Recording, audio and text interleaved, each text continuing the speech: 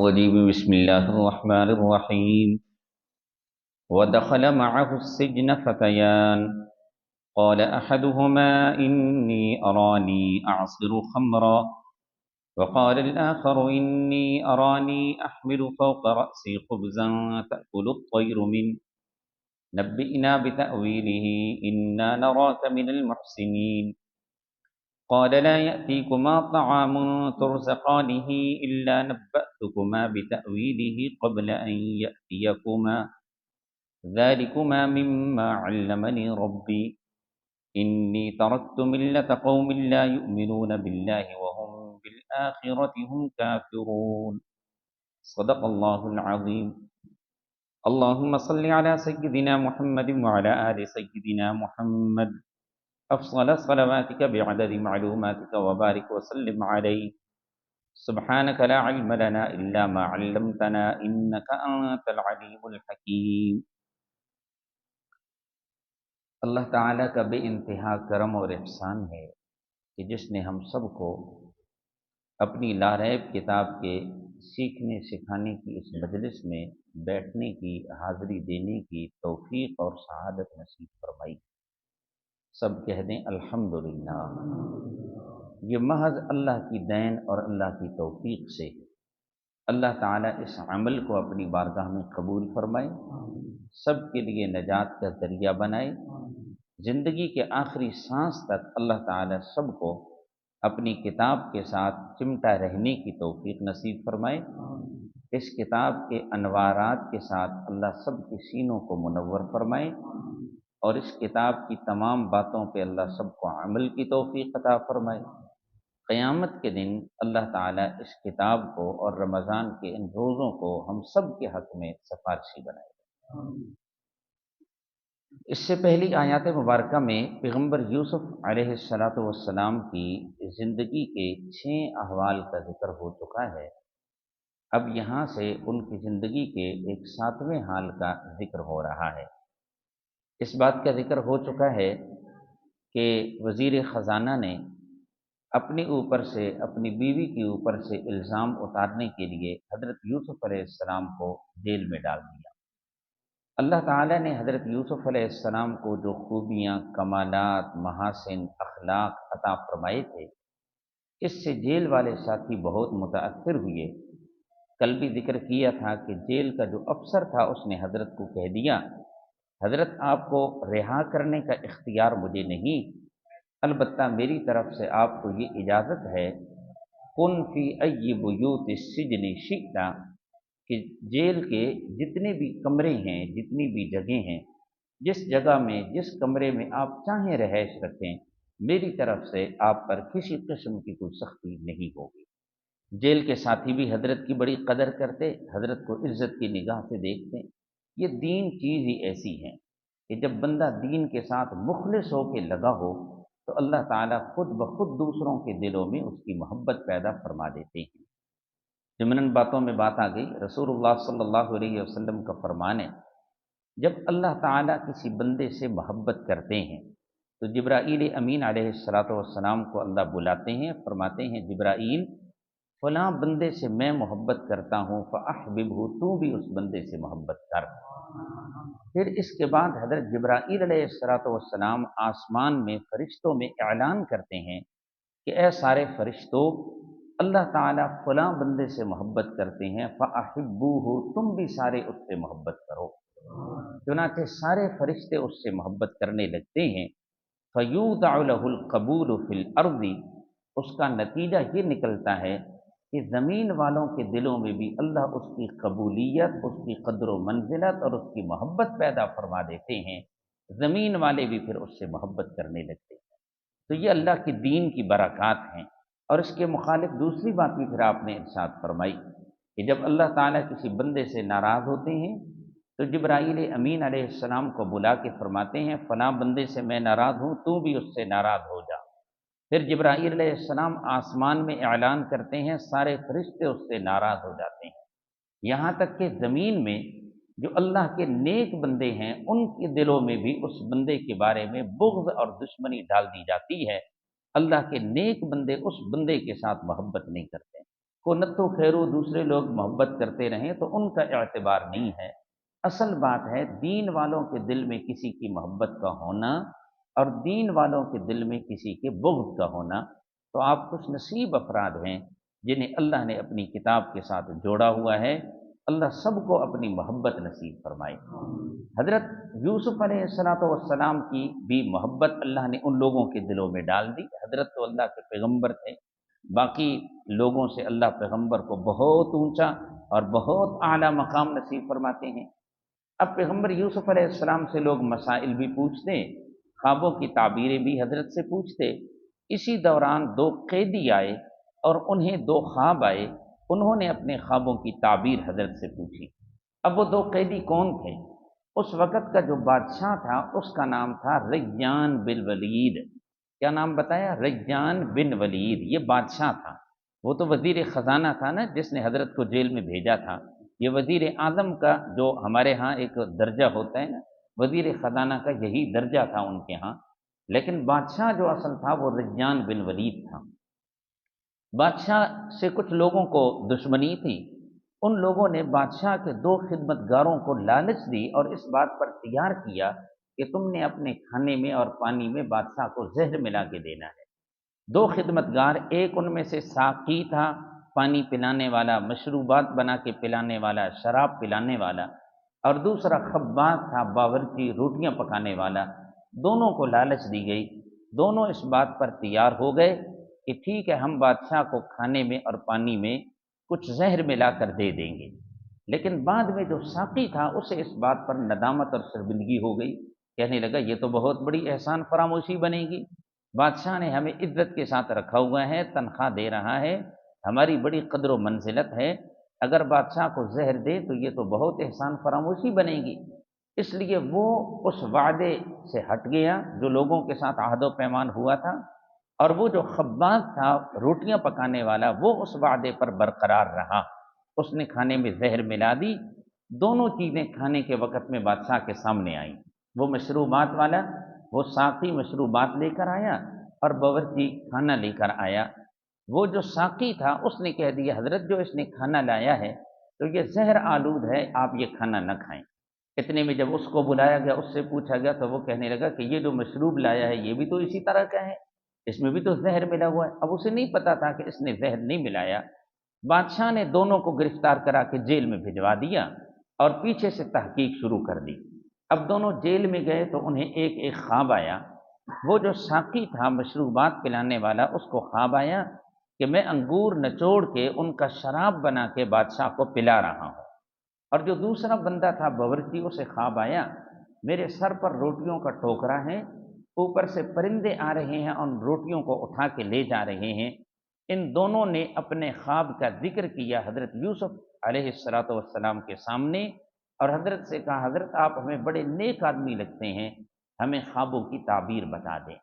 حضرت یوسف علیہ السلام نے پہلے انہیں تسلی دی، پھر اس کے بعد جو اصل پیغمبری مشن ہے حضرت نے وہ مشن بیان فرمایا، اس کے بعد آخر میں جا کے پھر حضرت نے خواب کی تعبیر بتائی ہے۔ اب پہلے ان کا خواب پڑھتے ہیں کہ انہیں خواب کیا آیا۔ اللہ تعالیٰ فرماتے ہیں وَدَخَلَ مَعَهُ السِّجْنَ فَتَيَانِ، اور داخل ہوئے حضرت کے ساتھ جیل میں فتیان، دو نوجوان۔ قال احدهما، یہ ان کا خواب ہے، ان میں سے ایک نے کہا، یہ پہلے ساقی کا خواب ہے، وہ جو مشروبات پلانے والا تھا، کہا ان میں سے ایک نے انی ارانی، بے شک میں دیکھتا ہوں اپنے آپ کو خواب میں، اعصر خمرا، کہ میں نچوڑ رہا ہوں شراب کو، یعنی انگور نچوڑ رہا ہوں اور نچوڑ کے اس کا شراب بنا رہا ہوں۔ وقال الاخر، اور دوسرے نے کہا، یہ کون ہے؟ باورچی، انی ارانی، میں اپنے آپ کو دیکھتا ہوں یعنی خواب میں، احمل فوق رأسی خبزا، میں اٹھا رہا ہوں اپنے سر کے اوپر روٹیاں، تأکل الطیر منہ، پرندے کھا رہے ہیں اس سے، نبئنا بتأویلہ، آپ ہمیں خبر دیں اس کی تعبیر کی، جو خواب ہم نے بیان کیا اس کی تعبیر حضرت ہمیں بتائیں۔ انا نراک من المحسنین، بے شک ہم آپ کو دیکھتے ہیں نیکوکار لوگوں میں سے۔ اس سے یہ بھی معلوم ہوا کہ تعبیر اس بندے سے پوچھی جائے جو نیک ہو اور عقل مند آدمی ہو، ہر ایک کے سامنے اپنے خواب کا ذکر بھی نہ کیا جائے ہر ایک سے خواب کی تعبیر بھی نہ پوچھی جائے، نیک بندے اور عقلمند آدمی سے خواب کی تعبیر پوچھی جائے۔ اس لیے آخر میں انہوں نے کہا حضرت ہم آپ کو نیکوکار سمجھتے ہیں، خواب کی تعبیر کا آپ کے پاس علم ہے، آپ ہمیں اس کی تعبیر بتا دیں۔ اب حضرت نے پہلے انہیں تسلی دی، فرمایا جو تمہیں روز کھانا ملتا ہے اس کھانے کے آنے سے پہلے پہلے میں تمہیں خواب کی تعبیر بتا دوں گا۔ مثلا اگر کھانا ملتا ہے 12-1 بجے، یہ صبح کا کوئی وقت ہوگا، حضرت نے فرمایا اس کھانے کے آنے سے پہلے پہلے میں تمہیں خواب کی تعبیر بتا دوں گا۔ اور ایک توجہ اس کی یہ بھی کی گئی ہے، یہ جو پانی اور کھانا تم نے خواب میں دیکھا ہے نا، اس کی تعبیر ظاہر ہونے سے پہلے، یہ کھانا تمہیں ملنے سے پہلے، یعنی اس خواب کی تعبیر ظاہر ہونے سے پہلے پہلے میں تمہیں خواب کی تعبیر بتا دوں گا۔ پھر حضرت نے دیکھو آگے اصل مضمون کی طرف کیسے انہیں لایا، فرمانے لگے یہ جو خواب کی تعبیر کا علم ہے نا میرے پاس، یہ میرا ذاتی کمال نہیں ہے بلکہ یہ عطائے الہی ہے، یہ میرے اللہ نے مجھے علم سکھایا ہے۔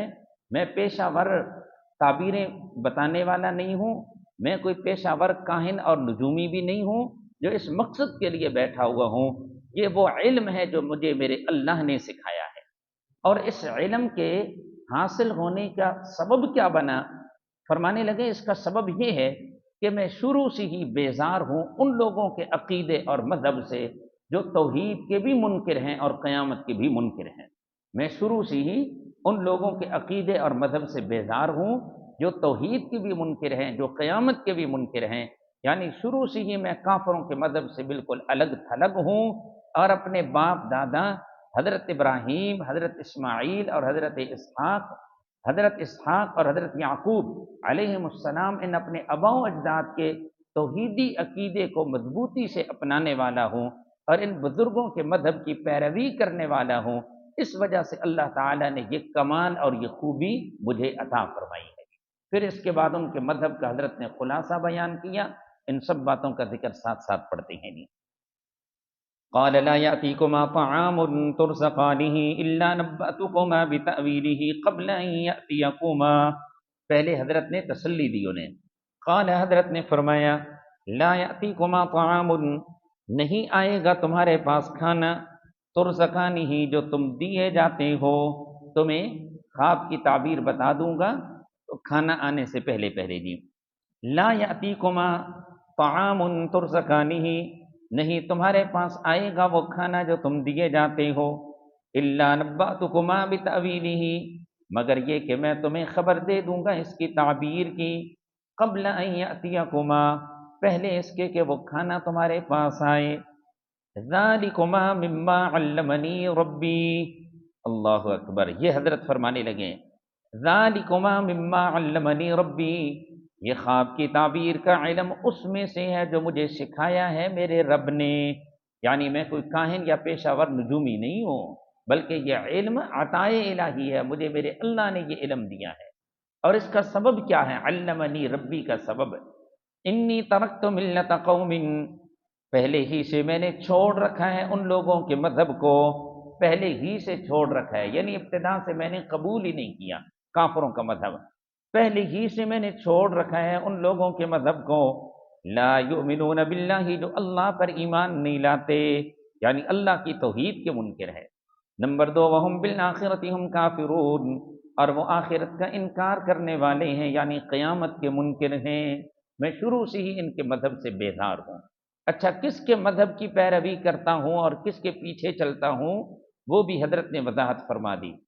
واتبعت ملت آبائی ابراہیم و اسحاق و یعقوب، اور میں نے پیروی کی ہے اپنے باپ دادا حضرت ابراہیم اور حضرت اسحاق اور حضرت یعقوب علیہ السلام کے مذہب کی۔ یہ ساری ہستیاں دنیا میں توحید کو پھیلانے اور شرک کو مٹانے کے لیے آئی تھیں۔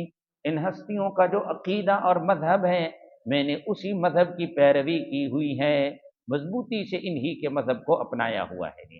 کیا بتایا، ان سب حضرات کی زندگی کا مشن کیا تھا، توحید کو پھیلانا اور شرک کو مٹانا۔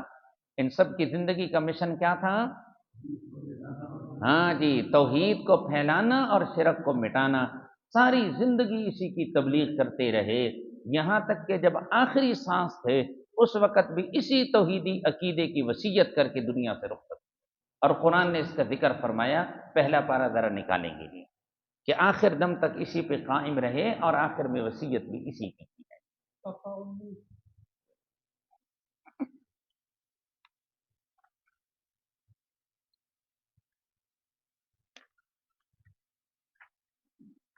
جی مل گیا جی، صفحہ 19، آیت کیا ہے استاد جی؟ ہاں جی 132، ٹھیک ہے۔ اس سے پہلے مذہب ابراہیمی کا ذکر ہو رہا ہے، رکوع کی شروع سے ذرا ترجمہ دیکھیں گے۔ وَمَن يَرْغَبُ عَن مِّلَّةِ ابراہیم، اور کون ہے جو اعراض کرے ابراہیم علیہ السلام کے مذہب سے، اِلَّا مَن صَفِیَ نَفْسَهُ، مگر وہی بندہ جس نے بے وقوف بنا دیا اپنے آپ کو۔ جو احمق اور بے وقوف بندہ ہے وہی ابراہیم علیہ السلام کے توحیدی مذہب سے اعراض کرے گا، ورنہ کوئی عقل مند بندہ ابراہیم علیہ السلام کے توحیدی عقیدے اور مذہب سے اعراض نہیں کرے گا۔ اللہ فرماتے ہیں وَلَقَدِ اصْطَفَيْنَاهُ فِي الدُّنْيَا، اور البتہ تحقیق ہم نے ان کو چنا دنیا میں، وَإِنَّهُ فِي الْآخِرَةِ لَمِنَ الصَّالِحِينَ، اور بے شک وہ آخرت میں البتہ اعلیٰ درجے کے نیک لوگوں میں سے ہوں گے۔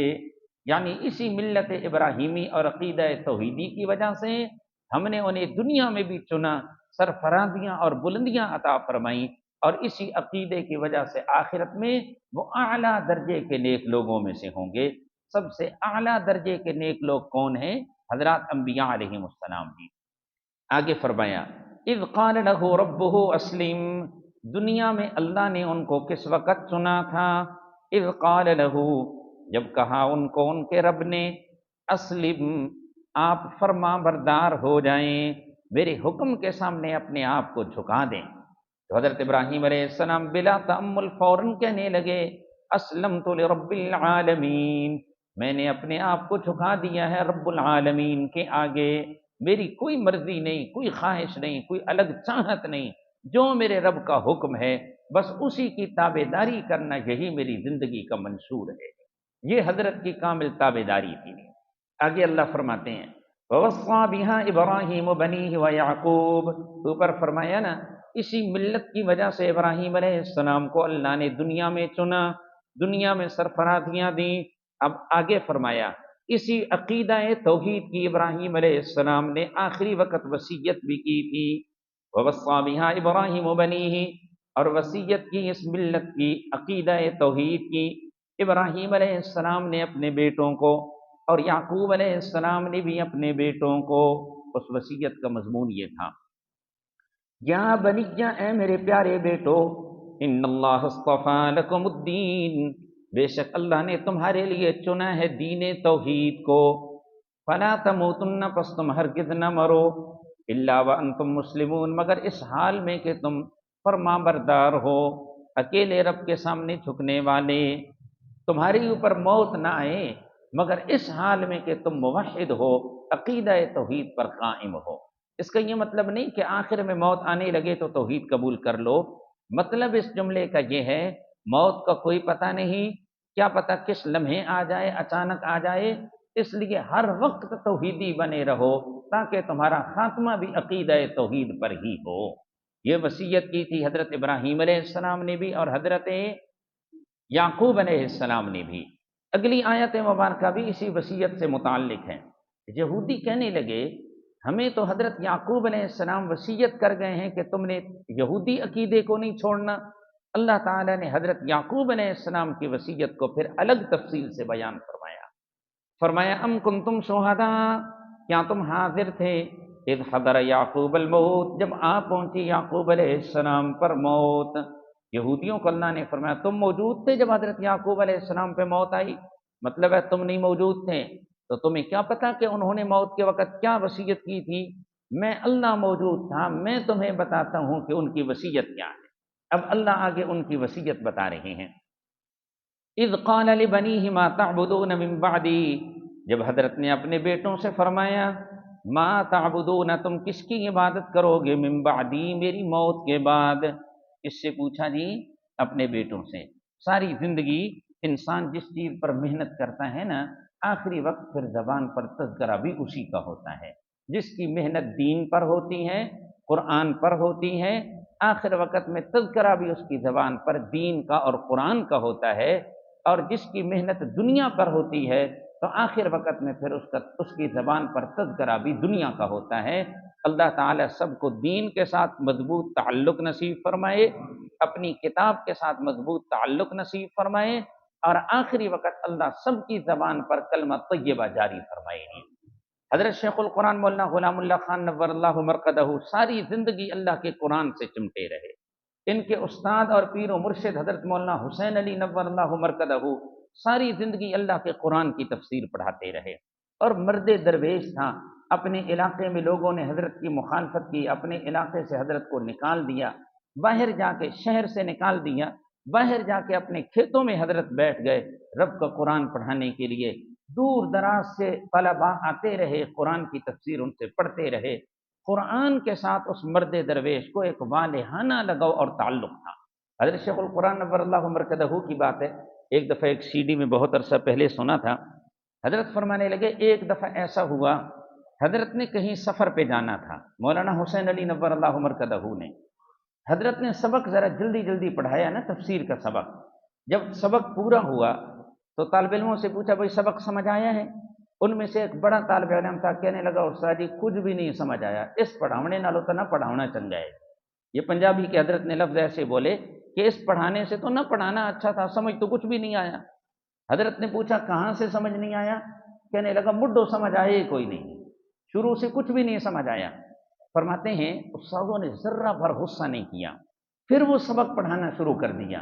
سفر پہ جانا تھا، کہا کوئی نہیں ہوتا رہے گا کام، سارا سبق پھر پڑھایا آرام آرام سے۔ جب سبق سارا پورا ہو گیا، حضرت فرمانے لگے طالب علم کو سبق سمجھ آ جائے تو طالب علم فضا میں اڑتا ہے۔ اس کے چہرے پہ بڑی مسکراہٹ تھی۔ فرمایا عزیز اب سبق سمجھ آیا کہ نہیں؟ جی استاد جی سبق سمجھ آیا، بہت کمال کا سمجھ آیا ہے جی۔ فرمانے لگے حضرت شیخ رحمۃ اللہ علیہ کے استاد مولانا حسین علی رحمۃ اللہ علیہ فرمانے لگے میرے عزیزو تم مجھے گالیاں دو، غصہ کرو، سختی کرو، کچھ بھی کہو، میں سب کچھ برداشت کروں گا، میں صرف یہ چاہتا ہوں اللہ کرے میری زندگی میں ایسے دن آئیں کہ مجھے پتہ چلے میرے شاگرد اللہ کا قرآن پڑھا رہے ہیں۔ اللہ اکبر، وہ بندہ فنا فی القرآن تھا۔ یہی وجہ ہے جب آخری وقت تھا ان کا تو 25ویں پارے کی آخری آیت ان کی زبان پہ تھی، وَلَهُ الْكِبْرِيَاءُ فِي السَّمَاوَاتِ وَالْأَرْضِ وَهُوَ الْعَزِيزُ الْحَكِيمُ۔ آسمانوں میں بھی رب کی کبریائیاں گونج رہی ہیں، زمین میں بھی رب کی بڑائیاں گونج رہی ہیں، غالب حکمت والا وہی ہے۔ یہ آیت پڑھتے پڑھتے دنیا سے رخصت ہو گئی۔ کتنا بڑا اعزاز ہے، کتنی بڑی سعادت ہے۔ اللہ تعالیٰ مجھے آپ سب کو یہ سعادت نصیب فرمائے۔ حضرت شیخ القرآن مولانا غلام اللہ خان نور اللہ مرقدہ کے بارے میں آتا ہے، آخر میں حضرت دبئی میں تھے، وہاں پہ دل کا دورہ پڑا، اسپتال لے گئے، حضرت نے سورہ یاسین کی تلاوت شروع کر دی۔ جب سورہ یاسین کی آخری آیت پہ پہنچے فسبحان الذی بیدہ ملکوت کل شیء والیہ ترجعون، ادھر سورت مکمل ہوئی، ادھر حضرت کی روح پرواز کر گئی۔ حضرت شیخ القرآن نور اللہ مرقدہ اور مولانا احمد علی لاہوری رحمۃ اللہ علیہ کے شاگرد حضرت مولانا عبد الغنی جاجربی رحمۃ اللہ علیہ میرے دادا استاد ہیں۔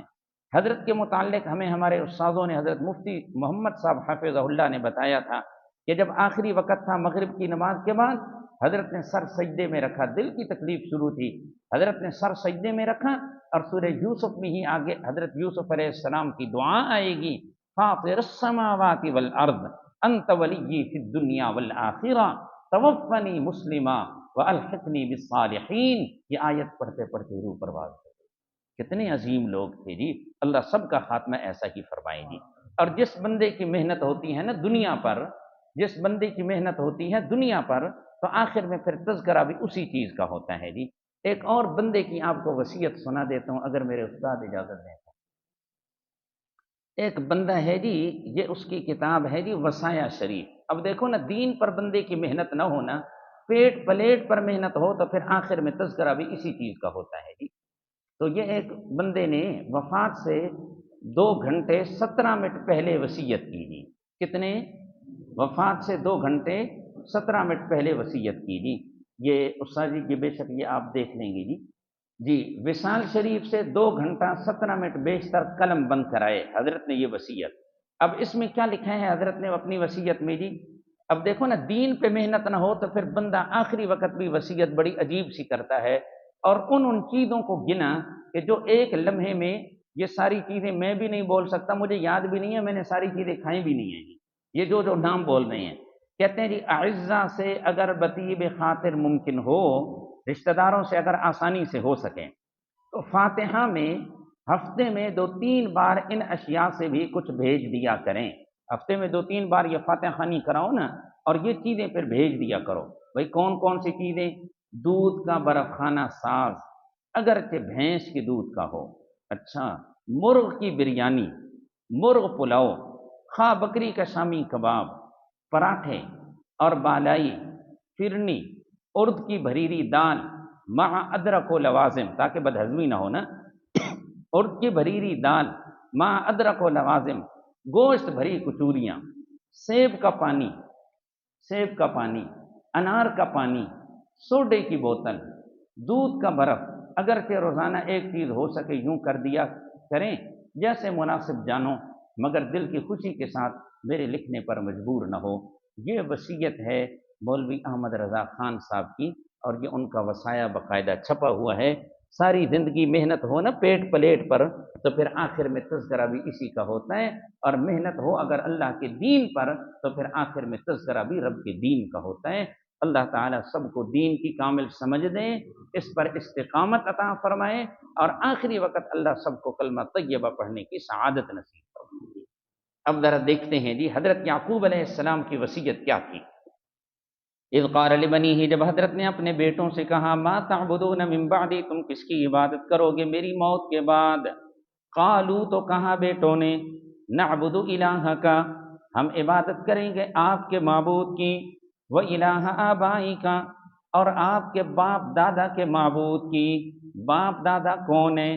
حضرت ابراہیم علیہ السلام اور اسماعیل علیہ السلام اور اسحاق علیہ السلام۔ پہلے کیا کہا؟ آپ کے معبود کی عبادت کریں گے اور آپ کے باپ دادا کے معبود کی عبادت کریں گے۔ ہو سکتا تھا کوئی بندہ یہ سمجھتا کہ شاید ان کا معبود اور ان کے باپ دادا کا معبود کوئی الگ الگ ہوگا، اس لیے آخر میں فوراً کہہ دیا کہ یہ کوئی غلط فہمی میں نہ مبتلا ہو۔ الہا واحدا، ایک ہی معبود کی عبادت کرتے رہیں گے۔ ونحن لہ مسلمون، اور ہم اسی کے آگے جھکنے والے ہیں، ہم اسی کے آگے جھکنے والے ہیں۔ تو یہ وصیت ہے کس کی؟ پیغمبر حضرت یعقوب علیہ السلام کی، جو زندگی بھر اسی مشن پر قائم رہے گی۔ آگے چلتے ہیں جی۔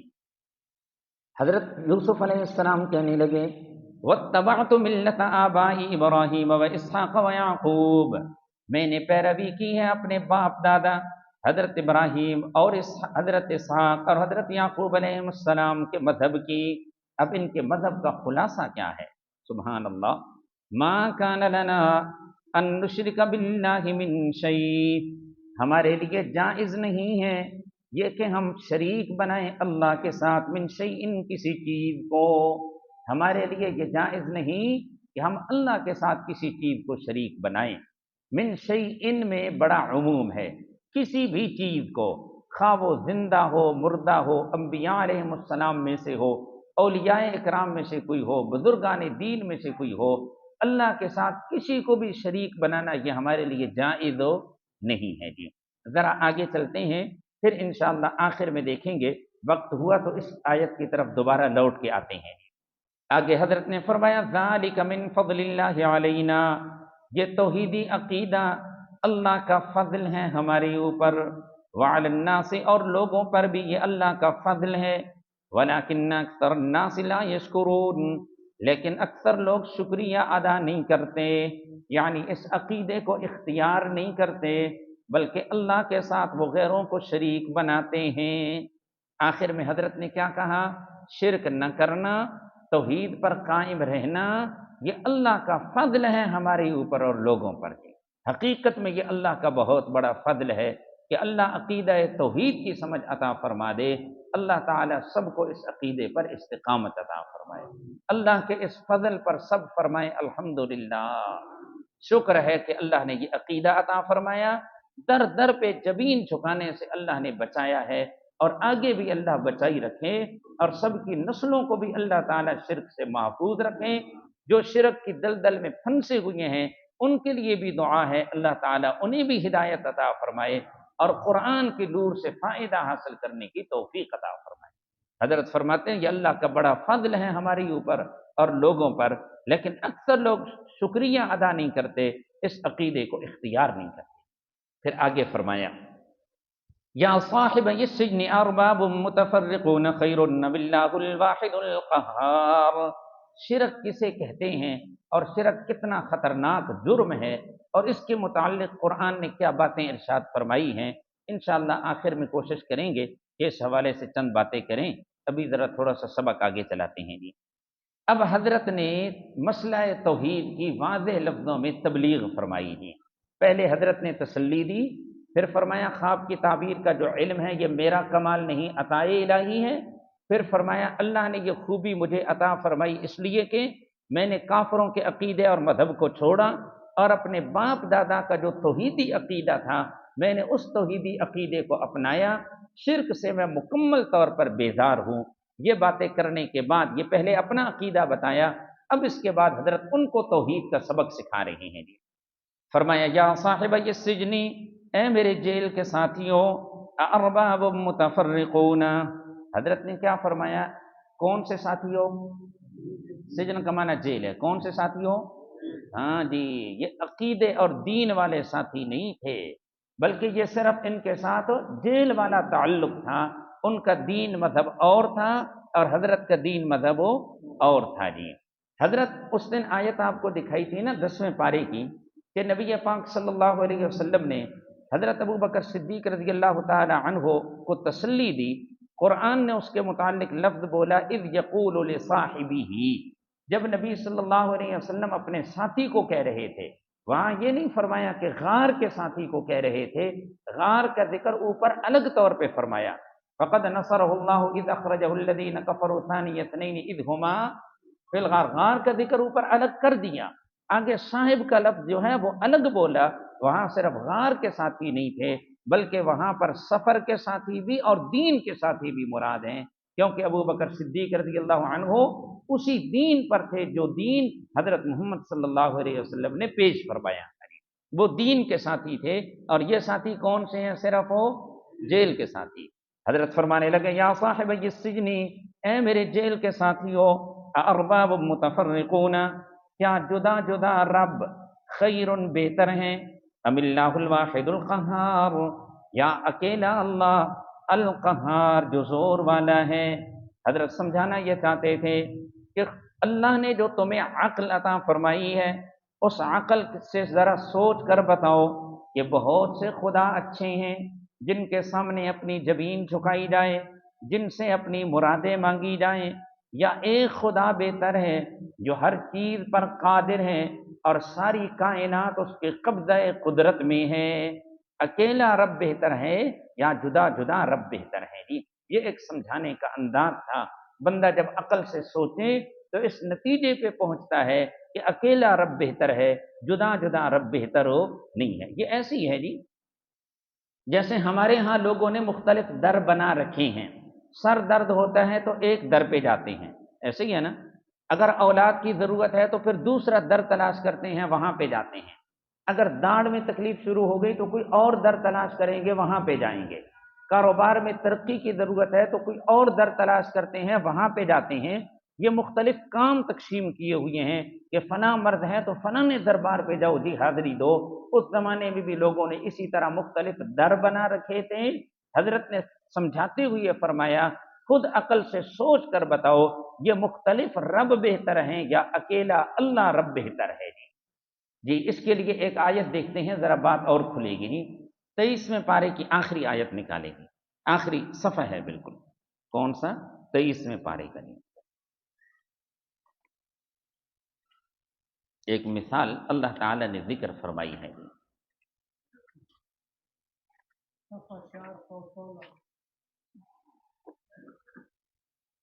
جی، صفحہ 416۔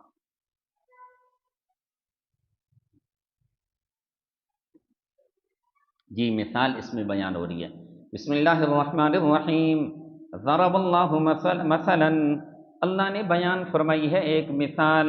مثال کا حاصل یہ ہے جی، دو غلام ہیں۔ کتنے؟ دو غلام ہیں۔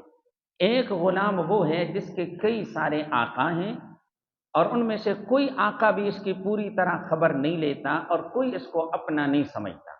ایک غلام وہ ہے جس کے کئی سارے آقا ہیں، کوئی اس کو اپنا نہیں سمجھتا، کوئی اس کی خبر نہیں لیتا، وہ ہیں سارے ضدی، ایک ہی وقت میں ایک ایک حکم دیتا ہے، دوسرا دوسرا حکم دیتا ہے، تیسرا تیسرا حکم دیتا ہے، چوتھا چوتھا حکم دیتا ہے، اور کہتے ہیں ابھی ابھی اس وقت میں یہ کر کے دو۔ آپ کیا سمجھتے ہیں یہ غلام پریشان تو نہیں ہوگا؟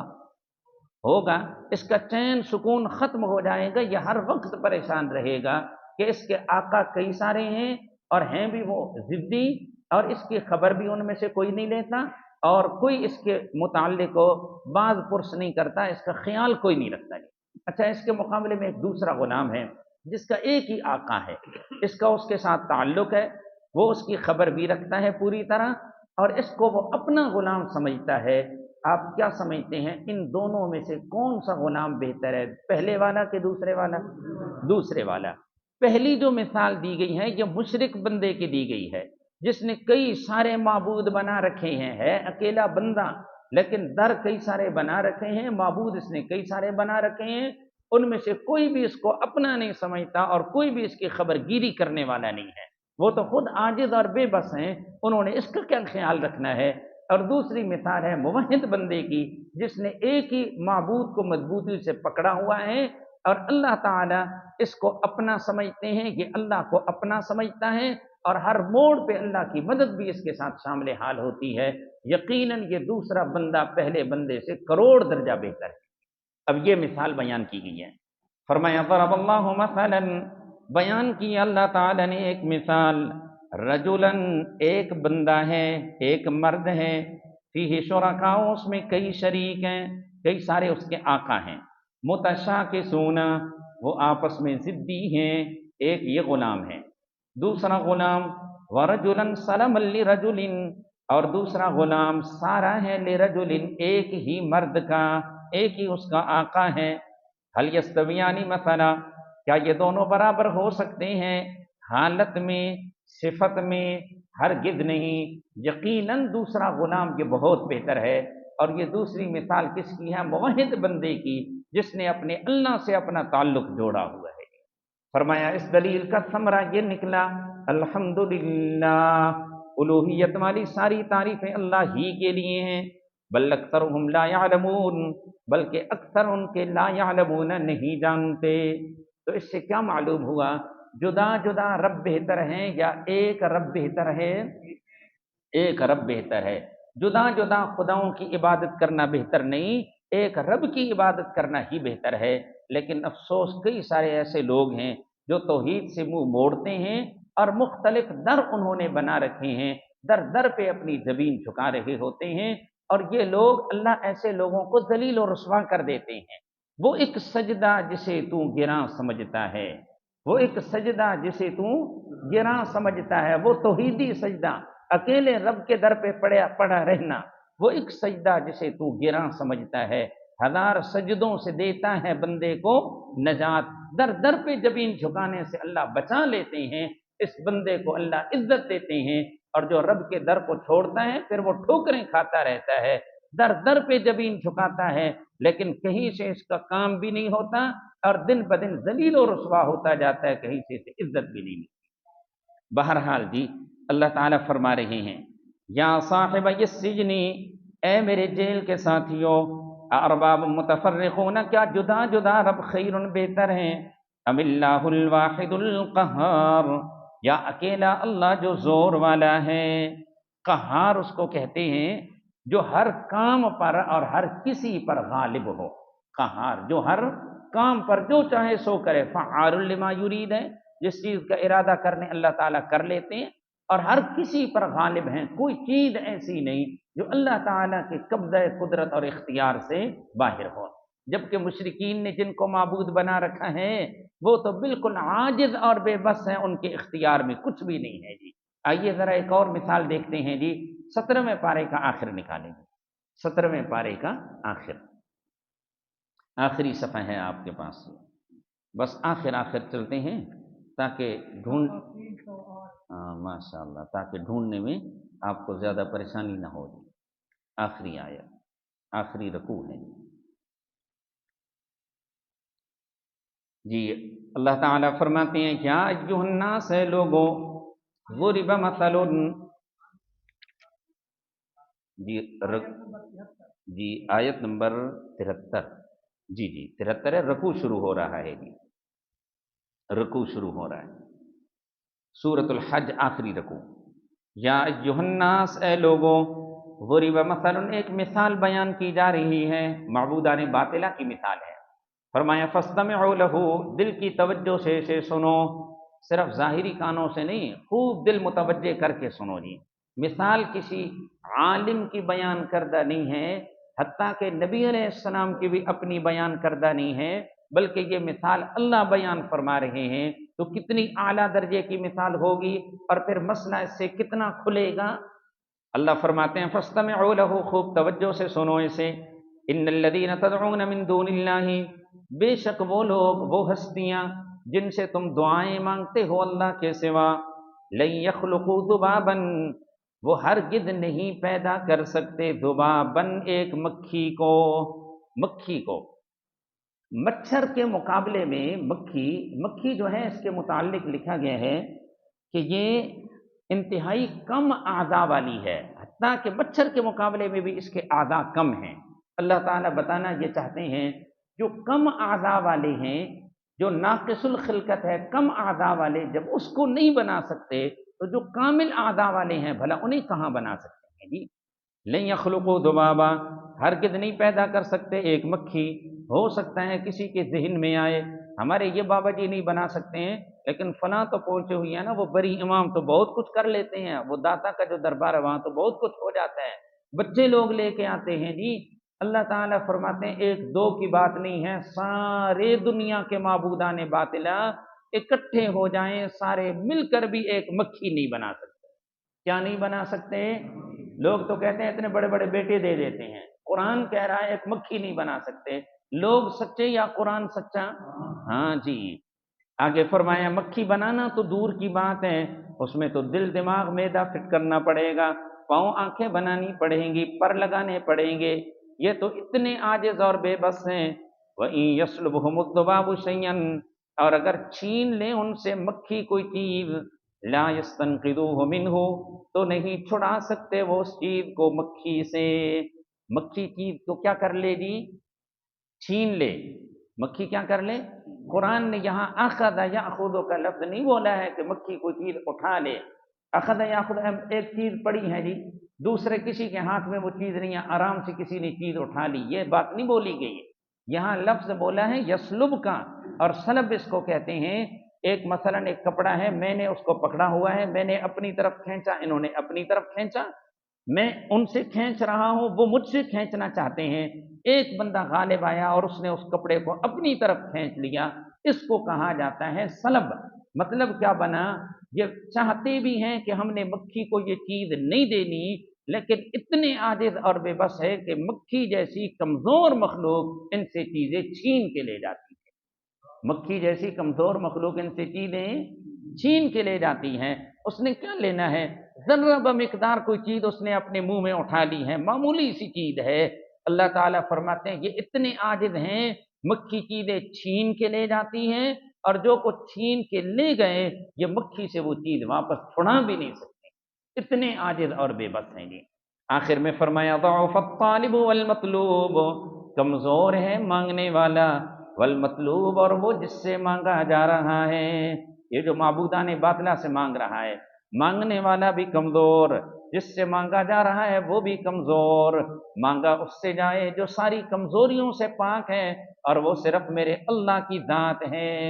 اس قوی توانا کو چھوڑ کر جو معبودان باطلہ سے چیزیں مانگنے لگے ہیں، انہوں نے اللہ کی اس طرح قدر نہیں کی جیسے قدر کا حق، انہوں نے اس طرح اپنے رب کو نہیں پہچانا جیسے پہچاننے کا حق تھا، اس طرح اللہ کی تعظیم نہیں کی جیسے تعظیم کا حق تھا۔ اگلی آیت میں یہی بات ارشاد فرمائی، فرمایا ما قدر اللہ حق قدرہ، نہیں انہوں نے اللہ کی قدر کی جیسا کہ اس کی قدر کا حق تھا۔ ان اللہ لقوی عزیز، بے شک اللہ تعالی لقوی البتہ زور آور ہے، عزیز غالب ہے۔ تو کیا معلوم ہوا؟ معبودان باطلہ عاجز اور بے بس ہیں، اور اللہ تعالیٰ کی ذات قوی اور قادر ہے، کوئی چیز اس کے قبضہ قدرت سے باہر ہو نہیں ہے جی۔ ایک اور مثال بھی دیکھیں گے، یہ 20ویں پارے کا آخر نکالیں گے، اجازت ہے استاد جی؟ 20ویں پارے کا آخر نکالیں گے جی،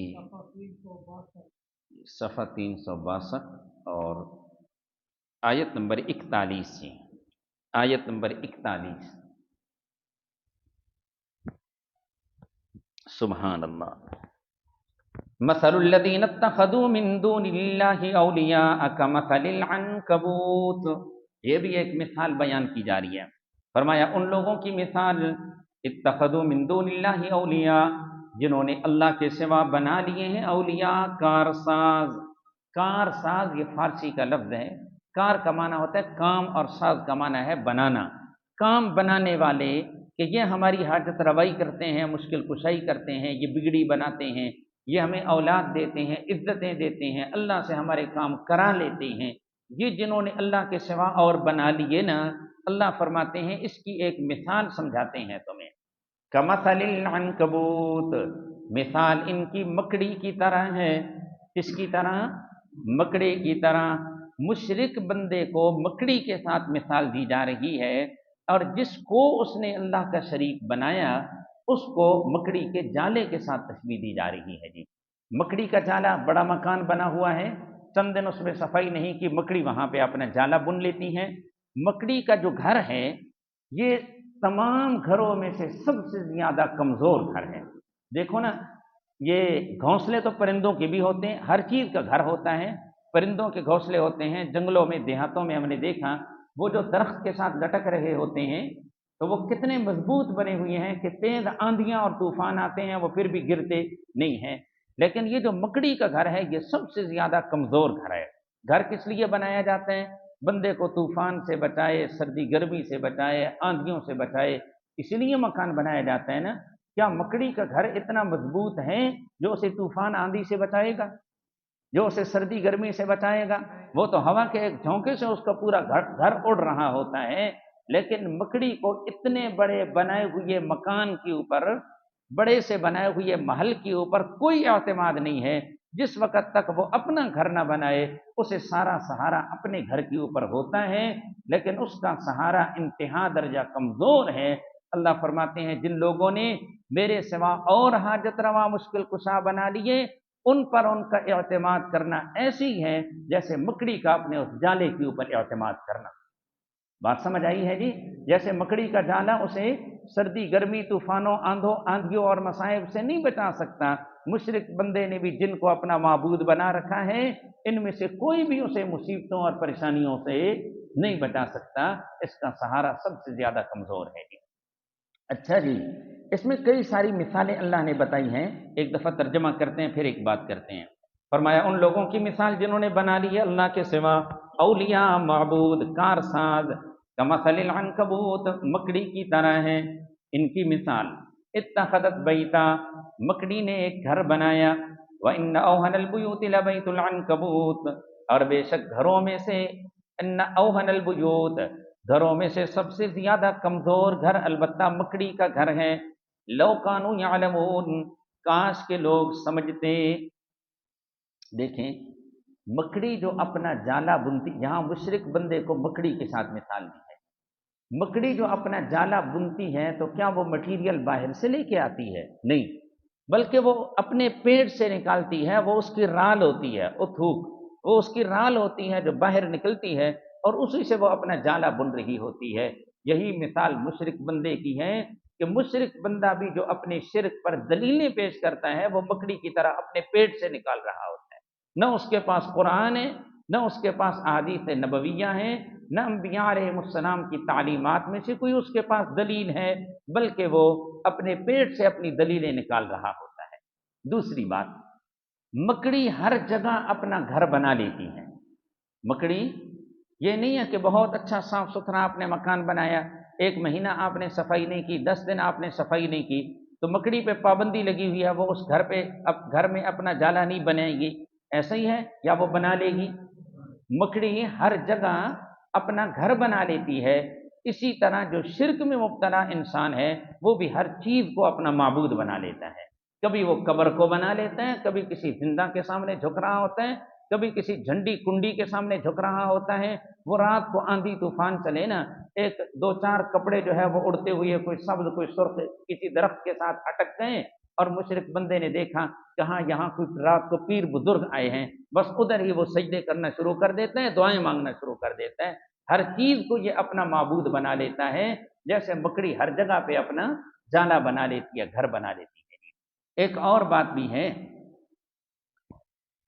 مکڑی کو انسان کے بنائے ہوئے مکان کے اوپر اعتماد نہیں ہوتا، نہیں ہوتا نا، جب تک وہ اپنا الگ مکان نہ بنا لے۔ مشرک بندے کو بھی اللہ تعالیٰ کی مالکیت اور اللہ کی رازقیت پر، اللہ کی معبودیت پر، اس کی ربوبیت پر چین اور سکون نہیں ملتا جب تک وہ اپنی طرف سے کسی اور کو الہ اور معبود، حاجت روا اور مشکل کشا نہ۔ کو بات سمجھ میں آئی ہے جی؟ یہی حالت مشرک بندے کی ہوتی ہے جی۔ اچھا، ایک اور بات مکڑی کے متعلق ہو، مکڑی جالا کس لیے بناتی ہے؟ مکھی کو پھنسانے کے لیے۔ مکھیاں پھنسی ہوتی ہیں کہ نہیں؟ بھئی دیکھی ہیں کبھی آپ نے؟ جی، جالا وہ کیوں بنتی ہے؟ مکھی کو پھنسانے کے لیے۔ مکھی آتی ہے، وہ اس کو پھنسا لیتی ہے، اس پہ اپنا جالا بنتی ہے، پھر اس کے بعد وہ مکھی کے ساتھ اگلا معاملہ کرتی ہے۔ یہ مشرک بندہ بھی جو شرک میں مبتلا ہوتا ہے نا، یہ جھنڈیاں شنڈیاں جو لگا لیتے ہیں، مزارات بنا لیتے ہیں، یہ بھی مریدین کو پھنسانے کے لیے سارا چکر ہوتا ہے کہ کیسے ہم لوگوں سے پیسے بٹوریں گے اور کیسے ان لوگوں کو اپنے پیچھے چلائیں گے۔ یہ سب کچھ یہ کام وہ مکڑی والا کرتے ہیں، وہ مکھی کو پھنسانے کے لیے جالا بناتی ہیں، اور یہ مریدین کو پھنسانے کے لیے مختلف دربار بنا کے بیٹھے ہوتے ہیں۔ اچھا، پھر مکھی کیا کام کرتی، وہ مکڑی کیا کام کرتی ہے؟ مکھی آئی، اس کے جالے میں پھنس گئی، وہ ساری مکھی کو مکڑی نہیں کھاتی۔ آپ نے دیکھا ہوگا نا، مری ہوئی مکھیاں اس کے جالے کے اندر ہوتی ہیں، کسی نے دیکھی ہیں جی؟ جی، مری ہوئی مکھیاں اس کے جالے کے اندر ہوتی ہیں۔ کیا کرتی ہے وہ مکڑی؟ مکھی کو پکڑتی ہیں، جالا اس کے اوپر بنتی ہے، مکھی پھنس جاتی ہے، پھر اس کے بعد جو اس کے اندر غذائیت ہوتی ہے وہ اس غذائیت کو چوس لیتی ہے، جو اصل چیز اندر ہے نا اس کو چوس لیا، اب وہ مر گئی، اس کو چھوڑ دیا، باہر والا خول چھوڑ دیتی ہے کہ مجھے اس کی کوئی ضرورت نہیں، جا جدھر تو نے جانا ہے۔ یہاں پر بھی کیا ہوتا ہے کہ یہ جو دربار بنا ہوا ہے، مریدین کو پھنسایا جاتا ہے، مریدین کے پاس جو قیمتی چیزیں ہوتی ہیں ان قیمتی چیزوں کو یہ مجاور لوگ، یہ پیر لوگ کھینچ لیتے ہیں۔ مرید کے پاس ایمان ہے، ایمان اس سے چھین لیا، مال و متاع ہے، مال و متاع چھین لیا۔ کچھ تو وہ ہوتے ہیں جو عزتیں بھی چھین لیتے ہیں، جب سب کچھ چھین لیا اس کے بعد کہہ دیا میاں جا، اب تیری مرضی، جدھر جانا چاہتا ہے اب تجھے اجازت ہے۔ مکڑی بھی یہی کچھ کرتی ہے، یہ اللہ نے مثال بیان فرمائی ہے۔ مثال سمجھ آئی کہ نہیں آئی؟ ہاں، حضرت شیخ رحمۃ اللہ علیہ فرمایا کرتے تھے، واہ مولا تیرے سمجھانے پہ بھی قربان، مسئلہ ایسے سمجھایا، 1 دونے دونے 2 دونے 4، اور پھر کہتے تھے اے شرک میں مبتلا لوگوں تمہارے نہ سمجھنے پہ بھی قربان، کہ اللہ نے مسئلہ اتنا کھولا ہے لیکن اس کے باوجود لوگ اس مسئلے کو نہیں سمجھتے۔ آپ خوش نصیب لوگ ہیں جنہیں اللہ نے قرآن کے حلقے میں بیٹھنے کی توفیق نصیب فرمائی ہے۔ اللہ تعالیٰ اسے قبول فرمائے اور قرآن کے انوارات سے اللہ سب کے سینوں کو منور فرمائے۔ اب ذرا چلیے جی پیچھے، حضرت یوسف علیہ السلام کی تبلیغ کا ذکر چل رہا ہے۔ یا صاحب السجن، اے میرے جیل کے دونوں ساتھیوں، ارباب متفرقون، کیا جدا جدا رب خیر بہتر ہیں، ام اللہ الواحد القہار، یا اکیلا اللہ جو زور والا ہے، ما تعبدون من دونہ الا اسمان۔ پھر حضرت فرمانے لگے تم جن کی عبادت میں لگے ہوئے ہو تمہارے پاس ان کی عبادت پر کوئی دلیل نہیں ہے، ما تعبدون، نہیں تم عبادت کرتے، من دونہ اللہ کے سوا، الا اسماء، مگر کچھ ناموں کی، سمیتموہا انتم و آباؤکم، جو رکھ لیے ہیں تم نے اور تمہارے باپ دادا نے، ما انزل اللہ بہا من سلطان، نہیں اتاری اللہ نے ان کی کوئی دلیل۔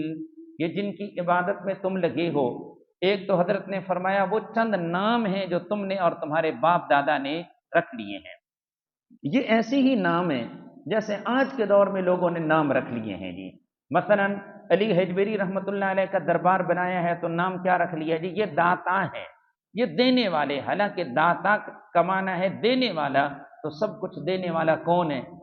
عزت اللہ دیتے ہیں، مال اللہ دیتے ہیں، ترقی اللہ دیتے ہیں، صحت اللہ دیتے ہیں، ہر چیز دینے والی اللہ تعالیٰ کی ذات ہے۔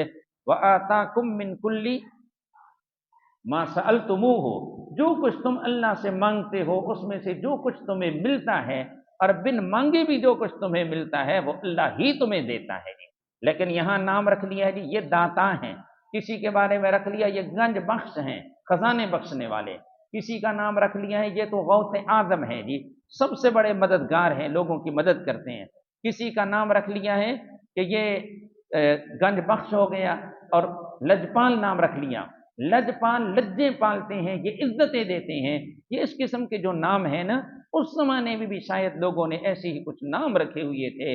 حضرت فرماتے ہیں یہ صرف نام ہی نام ہے، حقیقت ان کی کچھ نہیں ہے، ان کی حقانیت پر اللہ تعالی نے کوئی دلیل نہیں اتاری، نہ کوئی عقلی دلیل اور نہ کوئی نقلی دلیل۔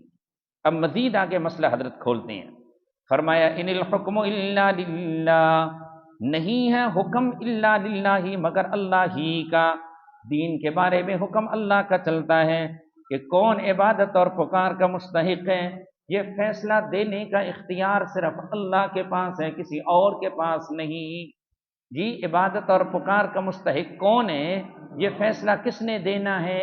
اللہ نے۔ اب ذرا اللہ کا فیصلہ سنیے، فرمایا امر اللہ تعبدوا الا ایاہ، اللہ نے حکم دیا ہے کہ تم عبادت نہ کرو الا ایاہ مگر صرف اسی کی۔ اللہ کا حکم یہ ہے کہ ہر قسم کی عبادت صرف اللہ ہی کے لیے کرنی ہے۔ التحیات للہ والصلوات والطیبات، ساری زبانی عبادتیں بھی صرف اللہ کے لیے، ساری بدنی عبادتیں بھی صرف اللہ کے لیے، ساری مالی عبادتیں بھی صرف اللہ کے لیے، رکوع بھی، سجدہ بھی، طواف بھی، نذر و نیاز بھی، دعا اور پکار بھی، ہر قسم کی عبادت صرف اللہ کے لیے۔ فرمانے لگے ذالک الدین القیم، یہ مضبوط دین ہے، یہ مضبوط ملت ہے جو ہر قسم کے دلائل کے ساتھ مزین ہے، ولکن اکثر الناس لا یعلمون، لیکن اکثر لوگ نہیں جانتے، اس لیے وہ شرک میں مبتلا ہوتے ہیں۔ یہاں تک حضرت نے عقیدہ توحید سمجھایا۔ ایک بات یہ بھی ہے، جب بندہ کسی چیز کو اپنا مشن سمجھ لیتا ہے نا، تو پھر وہ جہاں بھی ہوتا ہے وہ اپنا پیغام پہنچا کے رہتا ہے اور اپنا کام وہ کر کے رہتا ہے۔ اب کوئی اور بندہ ہوتا ہے جیل میں پڑا ہوا ہے، کوئی اس کے لیے سہارا بھی نہیں ہے اور کوئی اس کی دیکھ بھال کرنے والا، پردیسی تھے نا حضرت، ہو ایسا ہی ہے نا، حضرت پردیسی تھے، یہاں تو کوئی ان کے رشتہ دار نہیں تھا، کوئی پیچھے آنے والا نہیں تھا، کوئی اور ہوتا تو بس جو ہی اکیلے میں بیٹھ کے اللہ سے دعائیں مانگتا رہتا، ذکر اذکار کرتے رہتا، لیکن حضرت اللہ کے نبی تھے اور زندگی کا مشن تھا اللہ کی توحید بیان کرنا، اس لیے جیل کی تنگ و تاریک کوٹری میں بھی حضرت نے اپنا مشن نہیں چھوڑا، توحید بیان کر کے چھوڑی ہے۔ یہ اللہ کی توحید کا بیان ہے جو حضرت نے جیل میں کیا ہے۔ سبحان اللہ۔ آگے فرمایا جی یا صاحب السجن اما احدکما، اب آخر میں حضرت نے خواب کی تعبیر انہیں بتائی۔ حضرت نے فرمایا اے میرے جیل کے دونوں ساتھیوں، تمہارے خواب کی تعبیر یہ ہے کہ تم میں سے ایک بندے کو رہائی ملے گی اور وہ بادشاہ کے پاس جائے گا، اس کو پہلے کی طرح مشروبات پلائے گا، اور دوسرا جو بندہ ہے اس کو سولی پہ لٹکایا جائے گا، اور اوپر سے پرندے آئیں گے جو اس کے گوشت کی بوٹیوں کو نوچ کے کھائیں گے۔ وہ جو روٹیوں کا ٹوکرا تھا نا، اس کی تعبیر بتائی ہے کہ یہ اوپر سر کا جو گوشت ہے، اوپر سے پرندے آئیں گے اور اس کے سر کو نوچیں گے، گوشت کو نوچ نوچ کے کھائیں گے۔ یہ حضرت نے دونوں کو خواب کی تعبیر بتائی، لیکن حضرت کا حسن سلوک تھا یا یہ کمال شفقت ہے پیغمبر کا کہ حضرت نے نام نہیں لیا کہ تیری خواب کی یہ تعبیر ہے اور تیری خواب کی یہ تعبیر ہے، بلکہ فرمایا ایک کی یہ تعبیر ہے اور دوسرے کی یہ تعبیر ہے۔ حضرت نے فرمایا یا صاحب السجن، اے میرے جیل کے دونوں ساتھیوں، اما احدکما، بہرحال تم میں سے ایک، فیسقی ربہ خمرا، پس وہ پلائے گا اپنے بادشاہ کو خمرن شراب، واما الاخر، اور بہرحال دوسرا، فیصلب، اس کو سولی پہ لٹکایا جائے گا، مجرم قرار پا کر اسے سولی دی جائے گی، فتأکل الطیر من رأسہ، بس پرندے کھائیں گے اس کے سر سے۔ قضی الامر الذی فیہ تستفتیان، جو کہ آپ اللہ کے نبی تھے اور یہ تعبیر حضرت نے وحی کے ذریعے بتائی تھی، اس لیے فرمانے لگے کہ جو میں نے تعبیر دی ہے اب اسی طرح مسئلہ ہو کے رہے گا، جو تم نے خواب پوچھا اب اسی طرح جو تعبیر میں نے بتائی یوں ہی ہوگا۔ قضی الامر الذی، فیصلہ کیا گیا ہے اس بات کا، فیہ تستفتیان، جس کے بارے میں تم نے پوچھا ہے۔ اب ان میں سے جس کو رہائی ملنے والی تھی، جس وقت ایک کو تو وہاں سے لے گئے، اس کو سولی پہ لٹکا دیا، اور دوسرے کے لیے رہائی کا فیصلہ ہو گیا۔ اب جب وہ نکلنے لگا تو حضرت یوسف علیہ السلام نے اس کو ایک نصیحت کی، جا رہے ہو نا، بادشاہ کی خدمت کرو گے تو میری بات وہاں پہ نہ بھولنا، بادشاہ کے سامنے میرا ذکر کرنا۔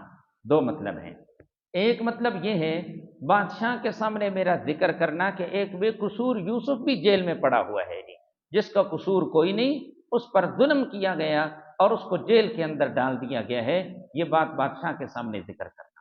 اور دوسرا اس کا مطلب یہ ہے، یہ جو توحید کا مسئلہ میں نے تجھے سمجھایا ہے نا، باہر نکل کے اسے بھول نہ جانا، بادشاہ کے پاس جا کر اس مسئلہ توحید کو بیان کرنا کہ وہ جیل کے ساتھی نے ہمیں یہ عقیدہ بتایا ہے کہ اکیلے رب کی عبادت کرنی ہے، کسی اور کی نہیں، اس مسئلے کو بھول نہ جانا، بادشاہ کے سامنے اس کو ضرور بیان کرنا۔